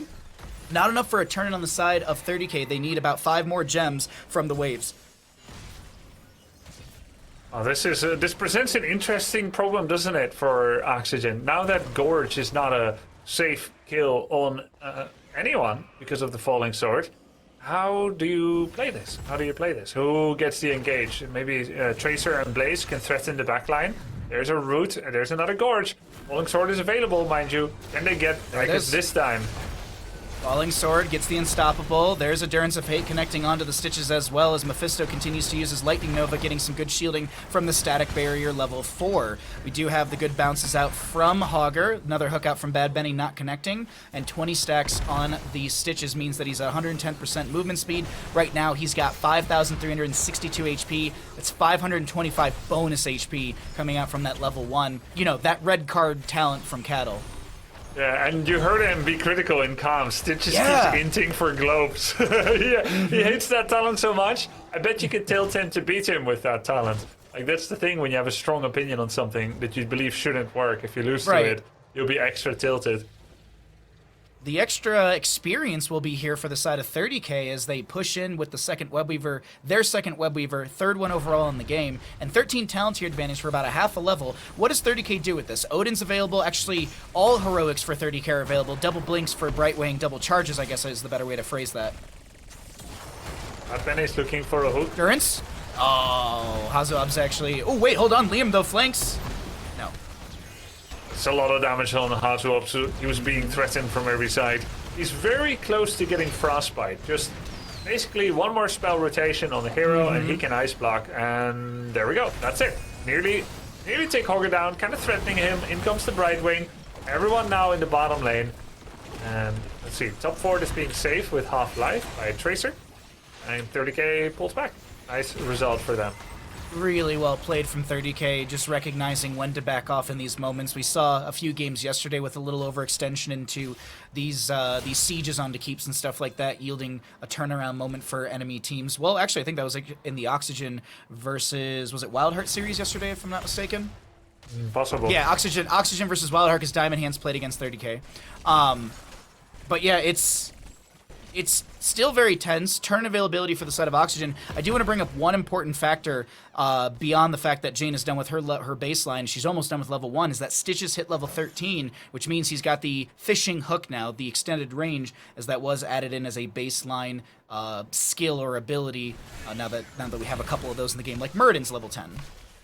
Stitches now has permanent 10% movement speed extra, so he's moving around at 110 when unmounted. I don't believe it applies to when you're mounted, right? Correct, yeah. So like if I'm looking at Stitches right now and I can see his mount speed, well, he unmounts because he hooked out, but it's 110 right now because he's unmounted. And I'll let you know, but I don't think it's 130 right now. It doesn't go to 140. Yeah. That'd be insane though. Could you imagine?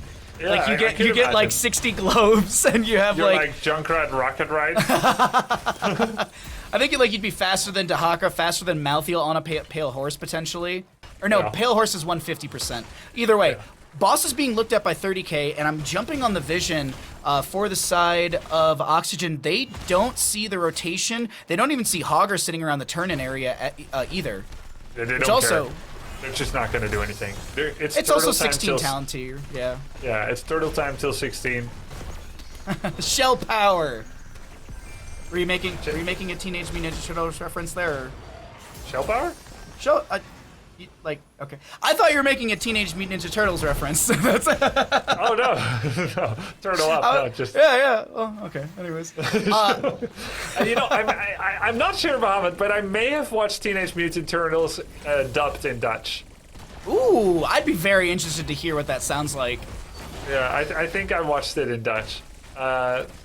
Is the rat's name Splinter? Or yes. Okay, then I'm not sure. Maybe he's still called Splinter because it's the same word in Dutch.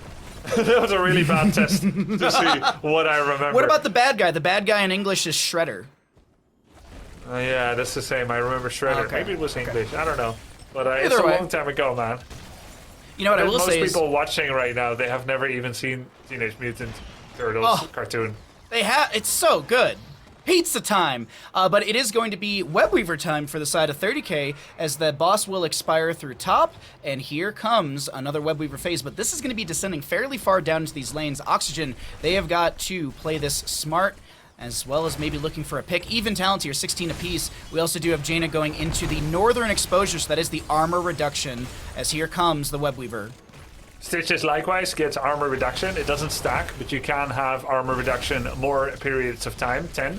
From Stitches, 25 from Jaina. Nick again playing very forward. He's outside of Anduin's range, but he knows there's no Blessed Shield. Wait, bottom? So outside of Polymorph, he doesn't really get taken out. Jaina! Oh, yeah. Liam goes in and gets the kill. Can Bad Benny punish him? Nope, it's a dodge on the hook.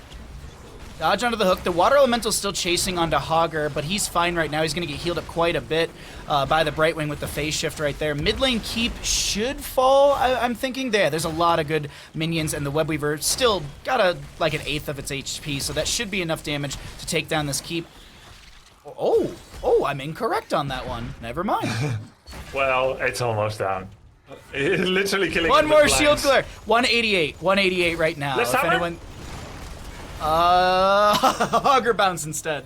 Look at Stitches. Oh, that would have been awful for Liam, but he's able to be out of the max range, and we're looking almost a level away from 20 talent tier advantage to the side of 30k. Once again, now, so this is the 30k I was expecting to see on Alterac past Grubby, like the team that's solidly ahead by a couple levels. Like this is where they were on Alterac Pass, or not Alterac Pass, excuse me, Infernal Shrines. Yeah. It was like 16 to 14 or something like that at one point. So we're kind of getting back into that realm, and I think that's where 30k really plays their best. And I gotta be honest, like this draft that they put together for this game looking so much better. Huron Tychus, this is the one range assassin I feel like he actually looks comfortable on compared to that Hanzo last game. Yeah, looks really good here, I agree. But keep in mind, it's Tuma the Snooze Queen. At this point, boss is actually 2 minutes out. You don't have enough gems as 30k, and look where the minion waves are. Can be hard to get the gems sometimes. Yeah. Oxygen will do a turn-in. Now, 30k is 100% okay with that. They know this cannot be that strong of a turn-in. And you may even wonder, was that a good thing? And I guess it is. I guess it is. It's just really hard to push with it. Every lane is pushed. They're going to try to do a pre-25, but it's not working out. I think Oxygen is very poorly positioned for this. No control from Hogger. Immediately, Nick goes down to around 1 HP. Light Bomb onto Hazuobs. That's Tracer to go down. Hazuobs definitely on 1 HP right now as the Hogger goes in once again. They're trying to chase him, but Brightwing to be traded. Jaina with the outplay right there. Shield Glare. That's a Blaze very low. He tries to turn things around. A very low Joanna pops the Iron Skin. She lives right there. Now, Bad Benny does get the Gorge onto Cure. Cure around 3/4 of his HP in the Commandeer and drops the big red button. I think he knows he's going to die, so he just tries to get something. And he takes down Jaina with him. Yeah, I think the run and gun of the Odin actually made him run out of range. Let's see. He had 15 spell armor. How did he have 15 spell armor? Odin. Yeah. 25 baseline from Odin. The keep reducing his armor as well by 10, so he might have taken one shot from the keep, reducing it down to 15.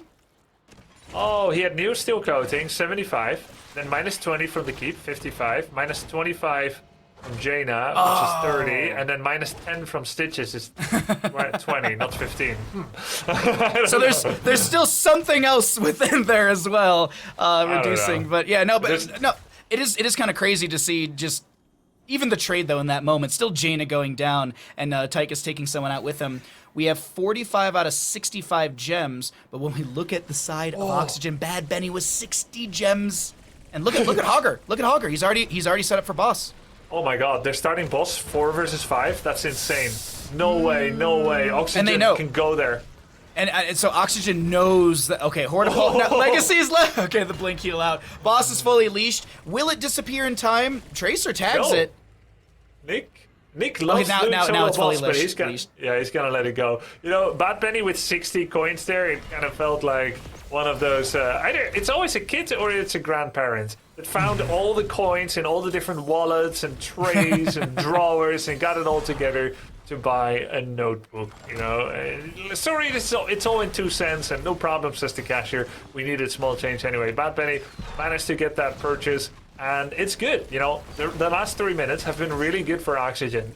All the kill trades were good. They managed to save most of their gems. They get another turn in. This is the best chance they've had so far in this game. Level 20 versus 21, there's a hook. Joanna got hooked in, no Gorge, that's a big red button. There is actually a Gorge onto the Joanna Leap of Faith as well. No control from Hogger, gets him into the backline, getting a lot of damage. The Hungry for More, Hungry Stitches at level 20, grabs more enemies, but to be honest, Grubby, I ain't a fan of this level 20. I feel like it does not get as much value as people expect out of another bounce out from Hogger. Jaina and Anduin are split from the allied team as the Webweaver phase is going to expire with no forts to fall in top and mid, bottom lane pushing in. I do want to point out one thing, Grubby. You took me back to when I first bought Metal Gear Solid from GameStop, and I bought it with change. And I feel so bad to this day about it, because I went in with just a crap load of quarters. I love it. I mean, they have to accept it. It was used. It was like $12 at GameStop. I was like, all right, you know, $12 a quarter. That's not bad, but yeah. Yeah, I get it. It's a bit of a, you know, work through. You have to let them count it, but like, come on, don't judge. Yeah, I got to play Metal Gear Solid, so. That was a really cool fight, actually. Did you see that Stitches, he ate one, stepped back, then ate 2 more. Light Bomb came too early for most, and then Stitches got into the bunker, which disgorged the targets. Yeah, exactly. And therefore had a chance of light bombing the targets. Like, Light Bomb is too early again for Tychus, you see? Yeah, it's and early. Falling Sword with the Heaven's Fury as well gets cooldown reduction, 25 seconds on that heroic. Here comes the Commandeer Odin with the 20, big red button. No control from the Hogger. I'm going to check really quickly. Is it off cooldown? Yes. No control is available. Hook goes out, doesn't connect, I don't think, right there. Another bounce in. Hogger's in a fantastic spot if he wants to pop the no control, and he will do that exactly. Bouncing between 3 enemies. Copen split from the allied team, and that should be a kill onto Copen, while Cattle and Liam chase in, so it's a double kill. Blue Webweaver's players coming through, mid lane could be just the answer to map number 3 here for the side of 30k. Hook onto Joanna, and she's like, I'm fine with that. I'm right next to the core where I want to be. Yeah, that's actually kind of helpful here.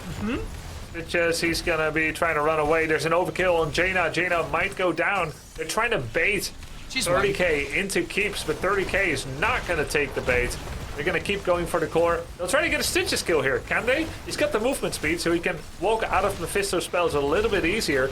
There's a slam, but the core is down to 50%. Gorge, hungry for more. This may be the key. He has to walk into the keep. The light bomb is too early again, though. Tychus, Brightwing, the minus armor. Cure. 16 health. Cure will go down. The Stitch is still living. The Webweaver through top lane has arrived to core, even though there was a fantastic play from Bad Benny, who's got 7,788 HP in total on the Stitches. 36 stacks. It doesn't matter. The red card talent loses map number 3, and 30k will be up in the series 2-1. Very well played from 30k. Some shining moments from Oxygen for sure, but I do have to say, Grubby, you called it out perfectly at the end. The hungry Stitches and the light bomb not communicated as well as I think we were expecting, as well as you pointed out so very well in that last moment. Stitches should have immediately rushed underneath the keep for those tower shots to come out, but that's the end of Tomb of the Spider Queen. It's in the books right now. 30k goes up in the series. We got Justin back into the mix to break down everything from Tomb of the Spider Queen. Really, really well played, and I do want to ask you this immediately, Justin. Thoughts on Cure on the Tychus versus that Hanzo we saw in Alterac Pass? The Tychus felt much better. He definitely looked a lot more comfortable on the Tychus. Tychus in general kind of doesn't play as much like a ranged as some of the ranged do, as he's more of just a tank killer. Than in Odin, you're kind of just this monster from range, and it's very different from most of the playstyles, and I think Cure did a good job of it. We heard it in the comms too, that he had a lot of agency on the Tychus. He was able to, pretty much every time his Odin is up, he can call for just going and sieging with the Odin if he wants. He just has a lot of control over the game when he's on that, and we can hear too that in the comms, he seems to be kind of falling into that shot caller role for the team. Everyone's giving a lot of information, but I think if Cure's on something that he can feel like he can make a big impact on the game, that definitely makes his shot calling much, much easier, and I think the Tychus allows him to do that, even though it is a ranged hero, where traditionally you need a melee, like something like the Thrall with Sundering to really set fights up. But he can kind of more just pick siege, places to siege as the Tychus.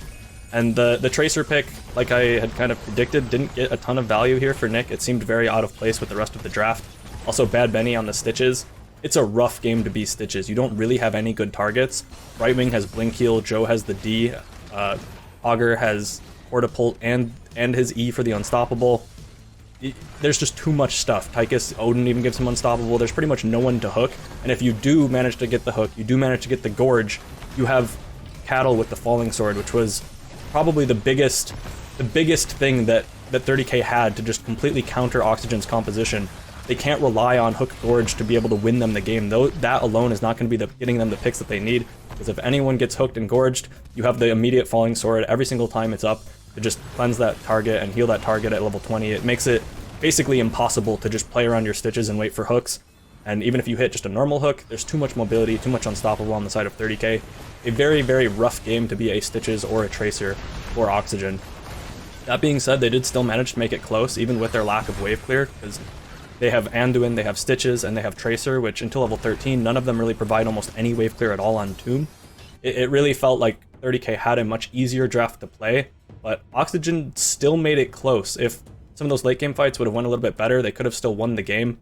And it maybe would have been better even just having the Tassadar here on Tomb. If they wanted to play for level 20 like this, having something like the Archon infinitely going at 20 could have been a lot stronger, but the hungry Stitches into Light Bomb, not quite the level 20 power spike that you need to win the game late.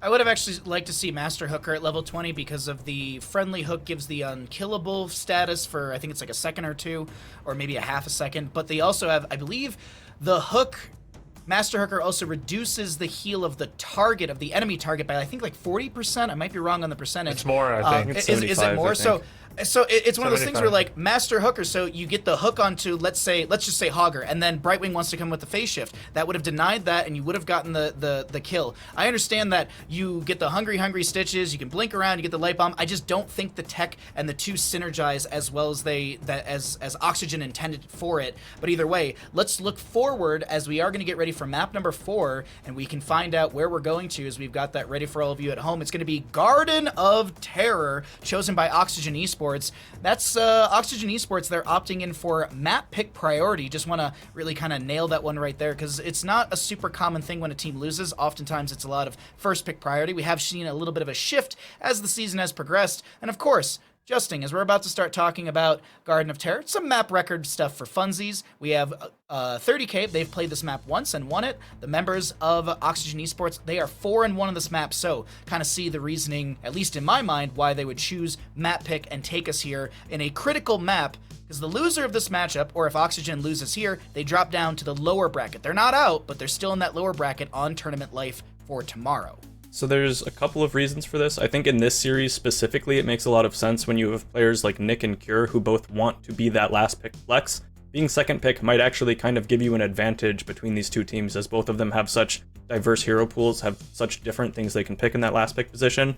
That being said, last game, the last pick for Oxygen was the Tracer, which felt really out of place, didn't manage to get any value, so you need to, have a little bit more of a plan, be a little bit more adaptable if you're going to be taking the map pick. The other thing is with HoTS being potentially able to play the Vikings, that's a possibility, but you would kind of expect them to go to Towers if that was what they were looking to do, since Towers is still available, and Towers has to be Vikings' best map. So we'll see. There's still a chance that 30K is going to be afraid of a potential Vikings here.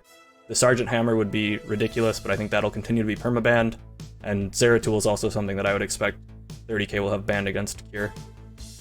Well, here we go. Map number 4 between 30K and Oxygen Esports. We're going to find out, will 30K punch their ticket to that grand final spot with the 1 game advantage in the best of 7 for tomorrow afternoon? Or will Oxygen start to rally and maybe take us to that map number 5? We get our bans coming out. It's immediate Sergeant Hammer ban, a Maiev ban as well, which is a little interesting, but Grubby, there's that looming question.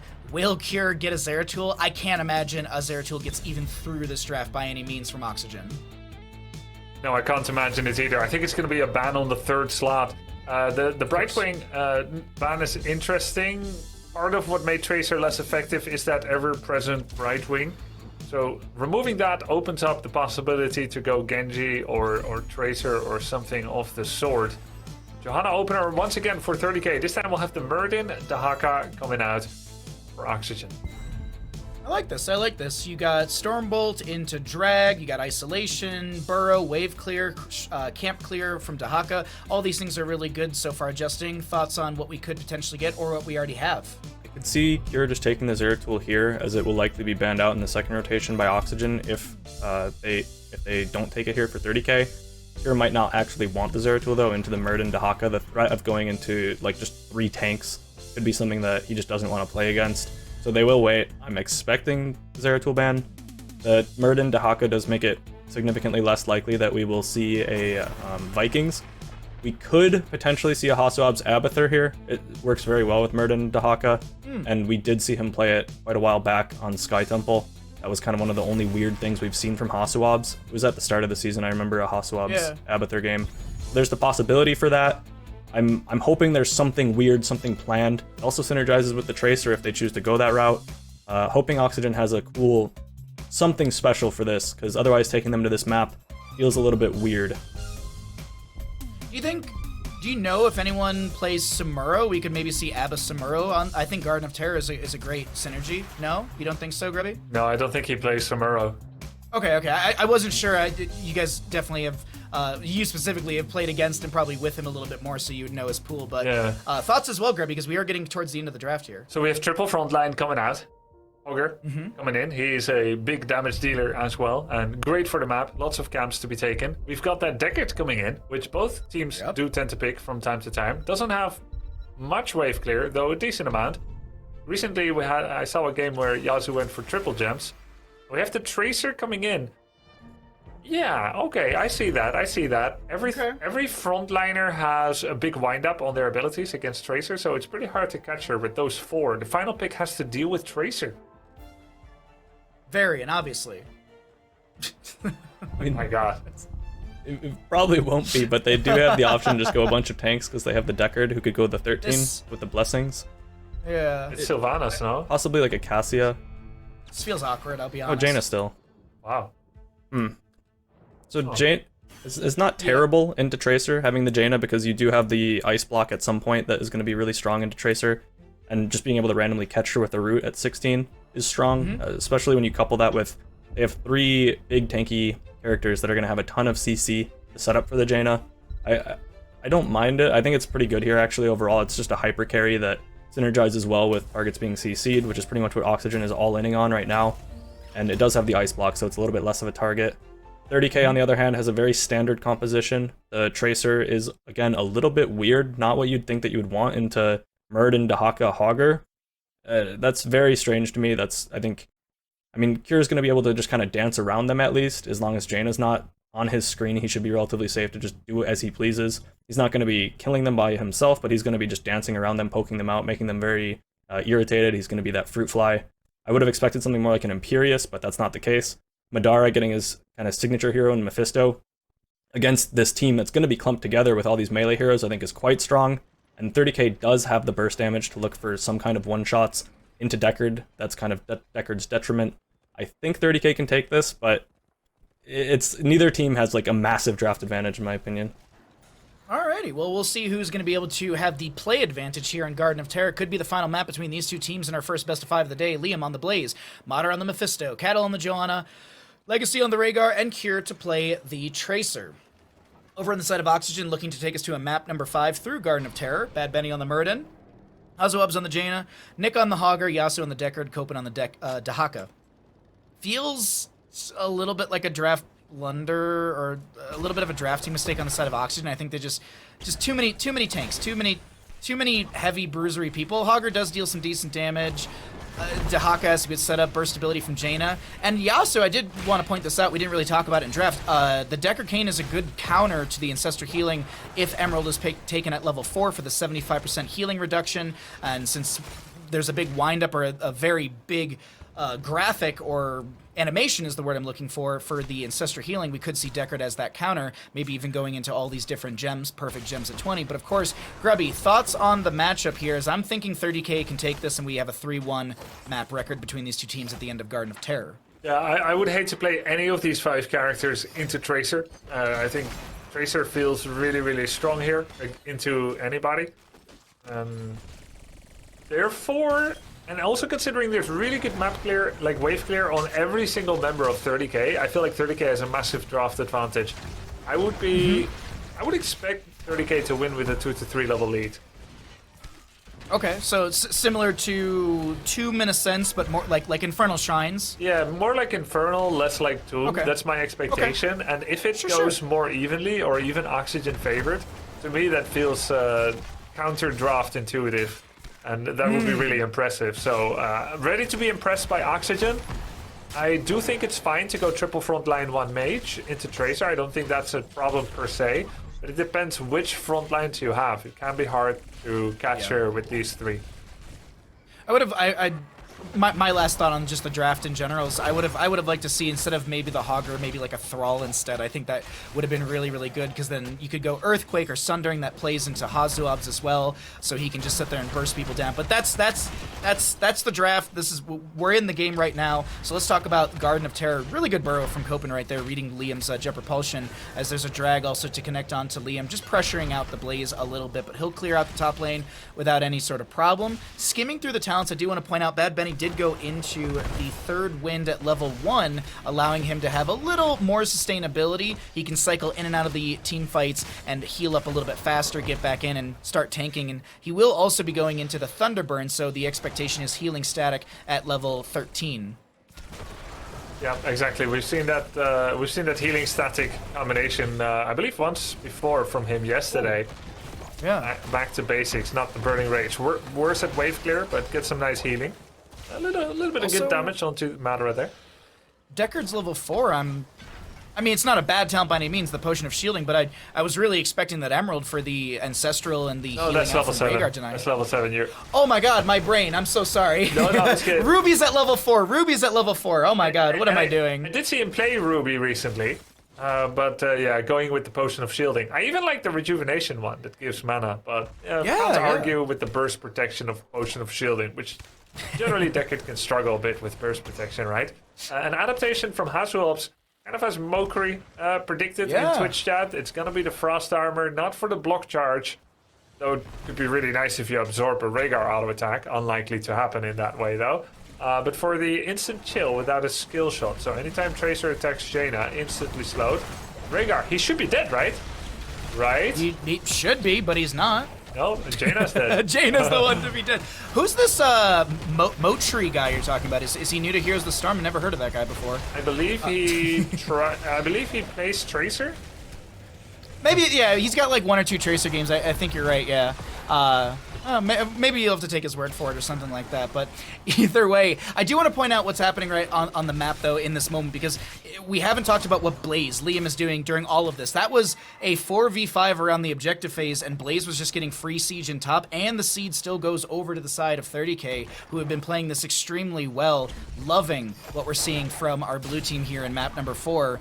And as we were saying at the start of the game, this could be a 3-1, but Oxygen, we'll see if they come online at level 10 with some huge heroics, maybe a big wombo potential with like a shockwave. I know Hazuab said in the previous game when we were in comms on Alterac Pass, he doesn't trust his Ring of Frost on ping, so we'll probably see the Water Elemental, but still really good damage coming out from that as well.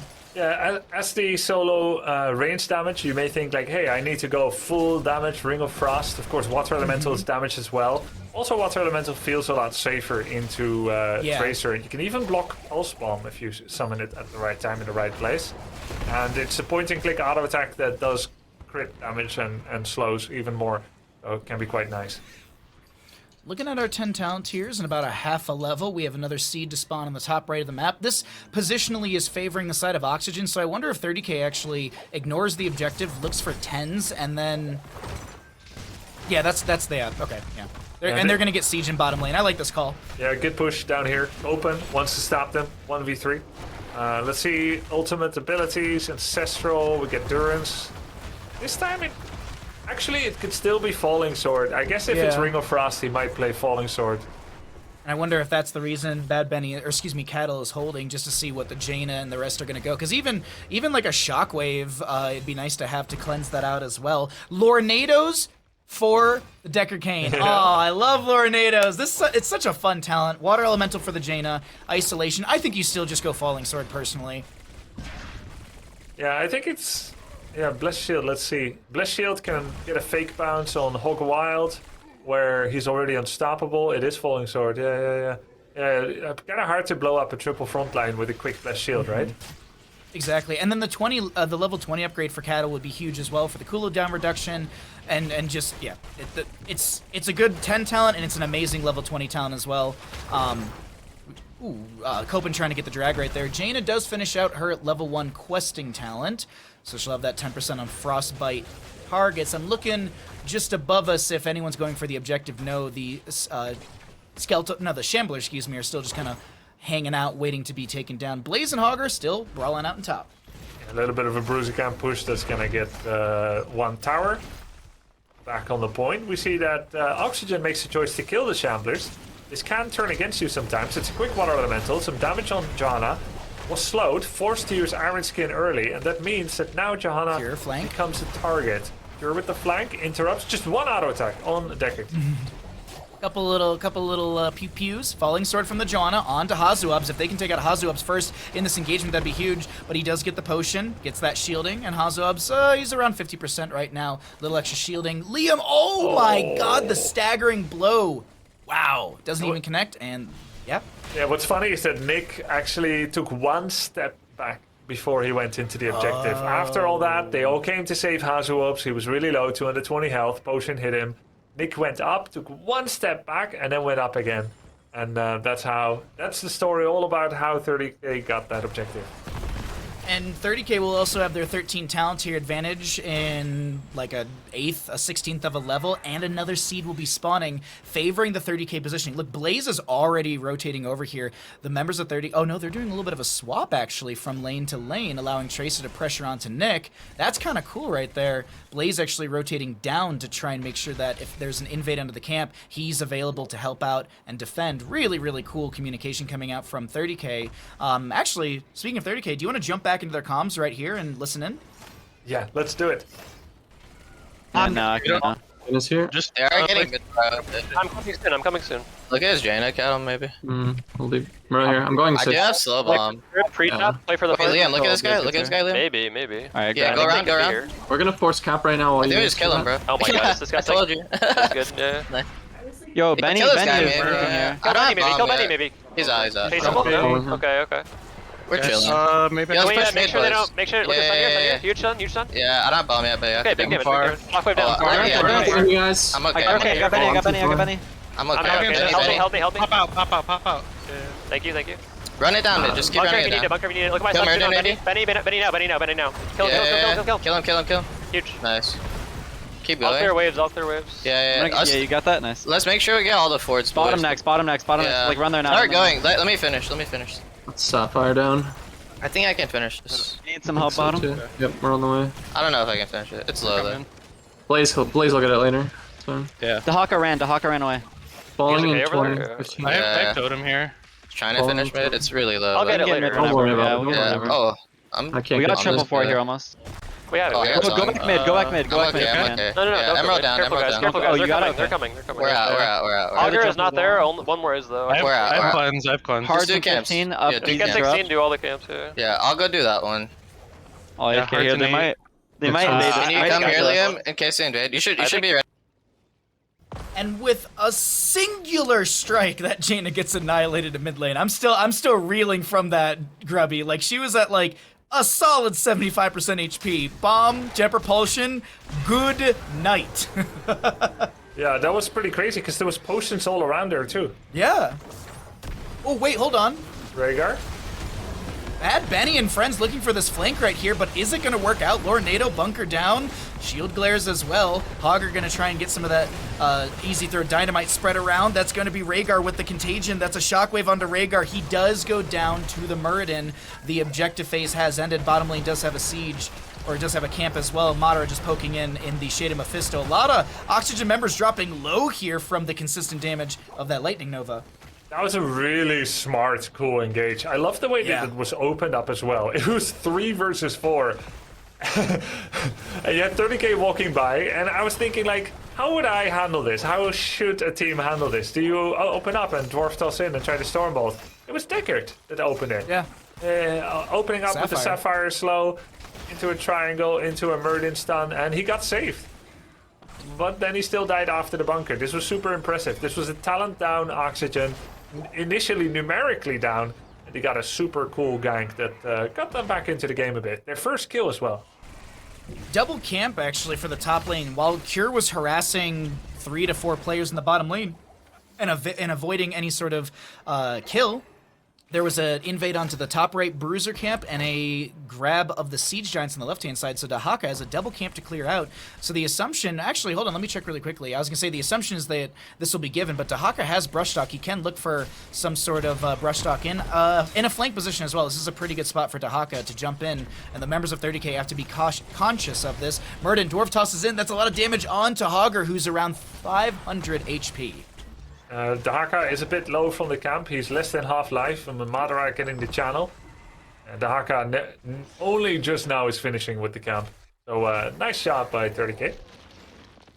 1-1 in seeds once again, and overall it's still just going to be map control through the side of 30k. They still have all 3 forts up and available. I do believe their fort front gates are pretty healthy, and another garden terror. This will be in a neutral position as it's in the top center of the map. Azuab's in the bush, Bad Benny as well. What's the play? Murden jumps in, tries to get Mephisto. He's super far forward. He gets comboed, full comboed. Murden will be paying for his mistake. Will go down there. Wondered if they could get him out, but nope. Murden gapping his team a little bit there with the dwarf toss and the dwarf launch. Did he have dwarf launch? Yes, he does at 16. So that is a double kill, another seed over to the side of 30k. It's no Garden Terror, but what can 30k do in the next 20 to 40 seconds with these two enemies dead? Looks like there's going to be siege through mid. I like this call. Even if Bad Benny had Stormbolted Mephisto successfully under the towers, how could Jaina possibly follow up on that? Recall? Wow. Well blinked. Well blinked, yeah.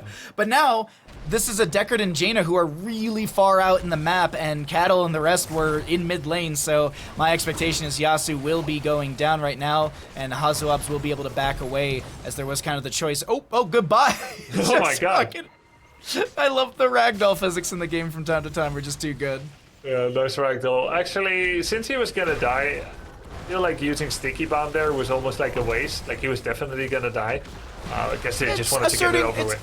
It's asserting dominance, you know? You really gotta show that old man who's boss. Yeah, true. So, also, I will say this. Yeah, go ahead. No, you get it. No, you. No, you go ahead. No, you. Okay, Batman, you go ahead. Batman goes ahead. What I was just gonna say is just that the Tracer's already back at 75%, so it's not gonna be that much to regain the Pulse Bomb, so it's just one of those things where also I think Kier's just like, it's really like punctuating the sentence or punctuating the moment right there for Kier as well, but he's back up to a full Pulse Bomb, so it just doesn't take much is really the only thing I had to say there. Yeah, I wanted to say the exact same thing, verbatim. Oh my god. Verbatim. It's like we're Pacific Rim or something.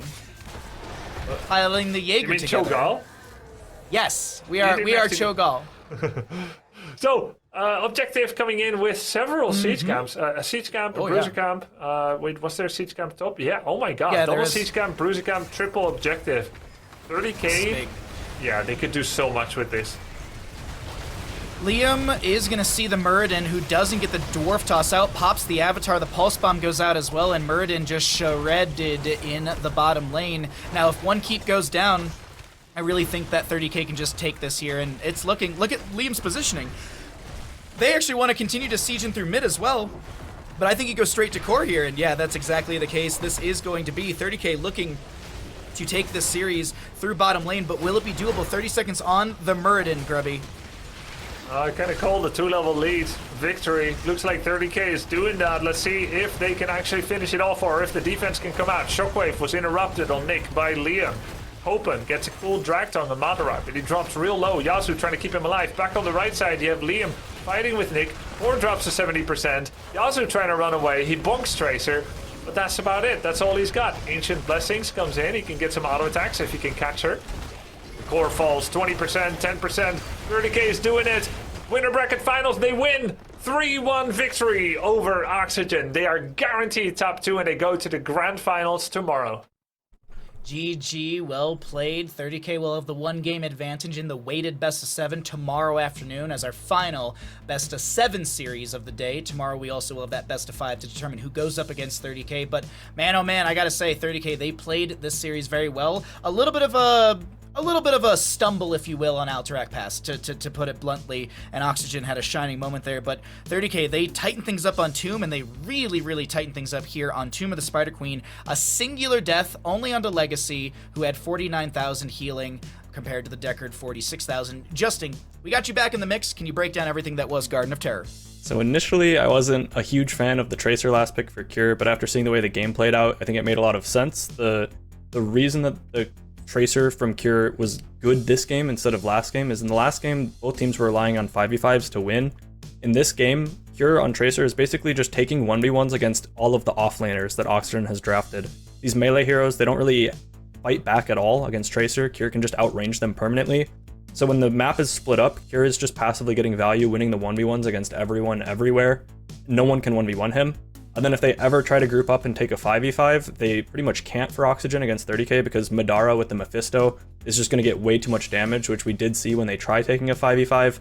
And the Falling Sword, once again, from Cattle, is just too much value against this composition that Oxygen has drafted. Their comp needs to CC everyone forever and just allow the Jaina to have time to do damage, but when your entire engage can be negated, when 3 heroes CCs are all negated at once by a Falling Sword from Cattle on the Johanna, it's just too much. It's good to see them make that pivot after the way that the Altric game went, where Oxygen was able to get these quick engages with the CC, able to get the one-shots with the Jaina, and the response comes out now, 2 games in a row with the Falling Sword to be able to have that cleanse. Here we watch Haswabs just get deleted by Liam and Cure with the Blaze and the Tracer. That was a cool one to watch. Here, this is when we were listening to the comms and we had Liam communicating that he needs help, and Legacy's just like, you're fine, just come on out, bud, we'll get you the heal. And it was like just really calm, clean communication from 30k. The comms, when we listen to them, are just night and day compared to Oxygen. Oxygen has really good players individually, and they make cool plays like this, where we had the 3v4 flank that they just committed to because they felt pre-16 this was their only chance to get a fight, and they get the 1 pick, but even in the after they get the initial pick here onto the Rhaegar, they still can't continue to fight because of how much pressure Madara can do to them when they're all grouped up like this. They have to leave in a 5 versus 4. They're still not comfortable taking this fight. They still end up needing to retreat just because Madara can get so many resets. Look, he's already back with the W build, dashing back in on the Mephisto. Madara, kind of a bit of a problem on the things like the Mephisto. I recall from my tier list at the very start of the season, I was like, why aren't we seeing more Mephisto? And Madara is kind of showing what I expected to see from Mephistos. Madara, the best Mephisto we have. I'd say at this point, undoubtedly, that was the hero that he was initially known for, Mephisto and Chromie. And against 3 melees, it's a dream composition to go against for the Mephisto. Madara just getting so much value. Oxygen unable to 5v5, unable to take the 1v1s against Cure. They just completely shut them out on all fronts. It was a really, really fun series, to say the least. I'm gonna be honest, I was kind of hoping for that map number 5, but after seeing the draft for Garden of Terror, it really felt like 30k was going to be able to solidify this. So let's actually jump over to an interview right now with Madara, and we can actually ask him a bunch of questions about his Mephisto. But first thing first, Madara, how you feeling? How you doing? Hello? Hi there. There you are. Hey. All right. How you feeling? How you doing? Feeling pretty good. Another nice win. Another nice win. I want to ask you about your Mephisto. Why are we seeing it all of a sudden so much? Is it just you've been practicing it? Is it what the team wants you to play, or is this kind of the secret sauce that you guys have been holding on to till now? Yeah. Well, it's actually a pretty big reason because of their bans. See, I don't know why people keep banning Chromie when I'm obviously a Mephisto 1-trick now, and Chromie's like one of the best counters to him. So, you know, if they'll ban the Chromie, then I'll just pick my 1-trick. Okay. All right. Well, there you go. Ban Chromie and Mephisto against Madara. See, there you go. I'm helping you out, but I'm going to throw it over to Justin for a question or two. Yeah, you guys look really dominant in all of your games, besides in your loss. What do you think went wrong on Altric? Altric, I don't know if this is a leak, but recently we've been doing pretty bad on it. Maybe it's just catching up with us, because we were undefeated on the map for like the first 3 months of the season. But I think for some reason we just have a lot of misplays on that map. Probably mechanical stuff and macro stuff. Also, the Hanzo pick probably just wasn't right. Kier was saying he didn't feel too strong on it that game. Probably should have been like a Genji or something. Okay, all right. And that's kind of what we were all saying too. We were watching. We were like, he just didn't look as comfortable as he did on like Zeratul and Tychus and the Tracer. So, good to kind of know that we were all like, okay, we have a good intuition on this one. But Grubby, any questions for Madara? Madara, how are you feeling about the Jaina picks? I was actually really happy to see some Jaina. I know we never see it, and I think Kasu's probably the best Jaina. He actually did really good with it. I felt like he was bursting people down. I know there was one part where Legacy went in to save someone, and he actually, while we were in a pause, he took that pause to look through the replay really quick, and he was like, guys, I took 2,000 damage from Jaina in 0.5 seconds. And he had everything up. He could have saved himself, but he just didn't expect it. So it was really cool to see, actually. Nice. No one expects the Jaina. Oh, sorry. Go ahead, Grubby. No, it's nice to see that respect for the lesser seen picks coming out. Another story was the story of the last picks between the two special guys, Cure and Nick, Zeratul and Tracer. How does the last pick get locked in for Cure? Does he say, hey, this looks good now? Or, how does it work? So normally after our 3-4, if we're last pick, we'll already sort of have an idea of what we want because we'll kind of guess what they want. It's normally just going to be a counter pick to whatever their comp is, and that's either going to be a Kira hero or a me hero. A lot of the time it's like Thrall or Zeratul, so that's going to be him. For last pick on their team, they obviously like going the auto build Tassadar and stuff like that we can abuse. So there's really a lot of ways to do it. Cool. Congrats on your winner bracket victory. You'll be moving to the grand finals tomorrow. Good luck, Madara. Thank you very much. Yeah. And before we get to shouts, I have one quick question for you, Madara. Sure. Who do you want to face in the grand finals? There's an opportunity to face Oxygen again, Diamond Hands again, actually, or Wildheart. Who would you like to face tomorrow afternoon? Well, if I had a choice, I'd probably say Wildheart, just because we haven't played them yet in the finals. So it'd be nice to, I mean, everyone says like this team beats, Team 3, but Team 3 always beats Team 2. Like, I want to prove that we actually can just beat everyone.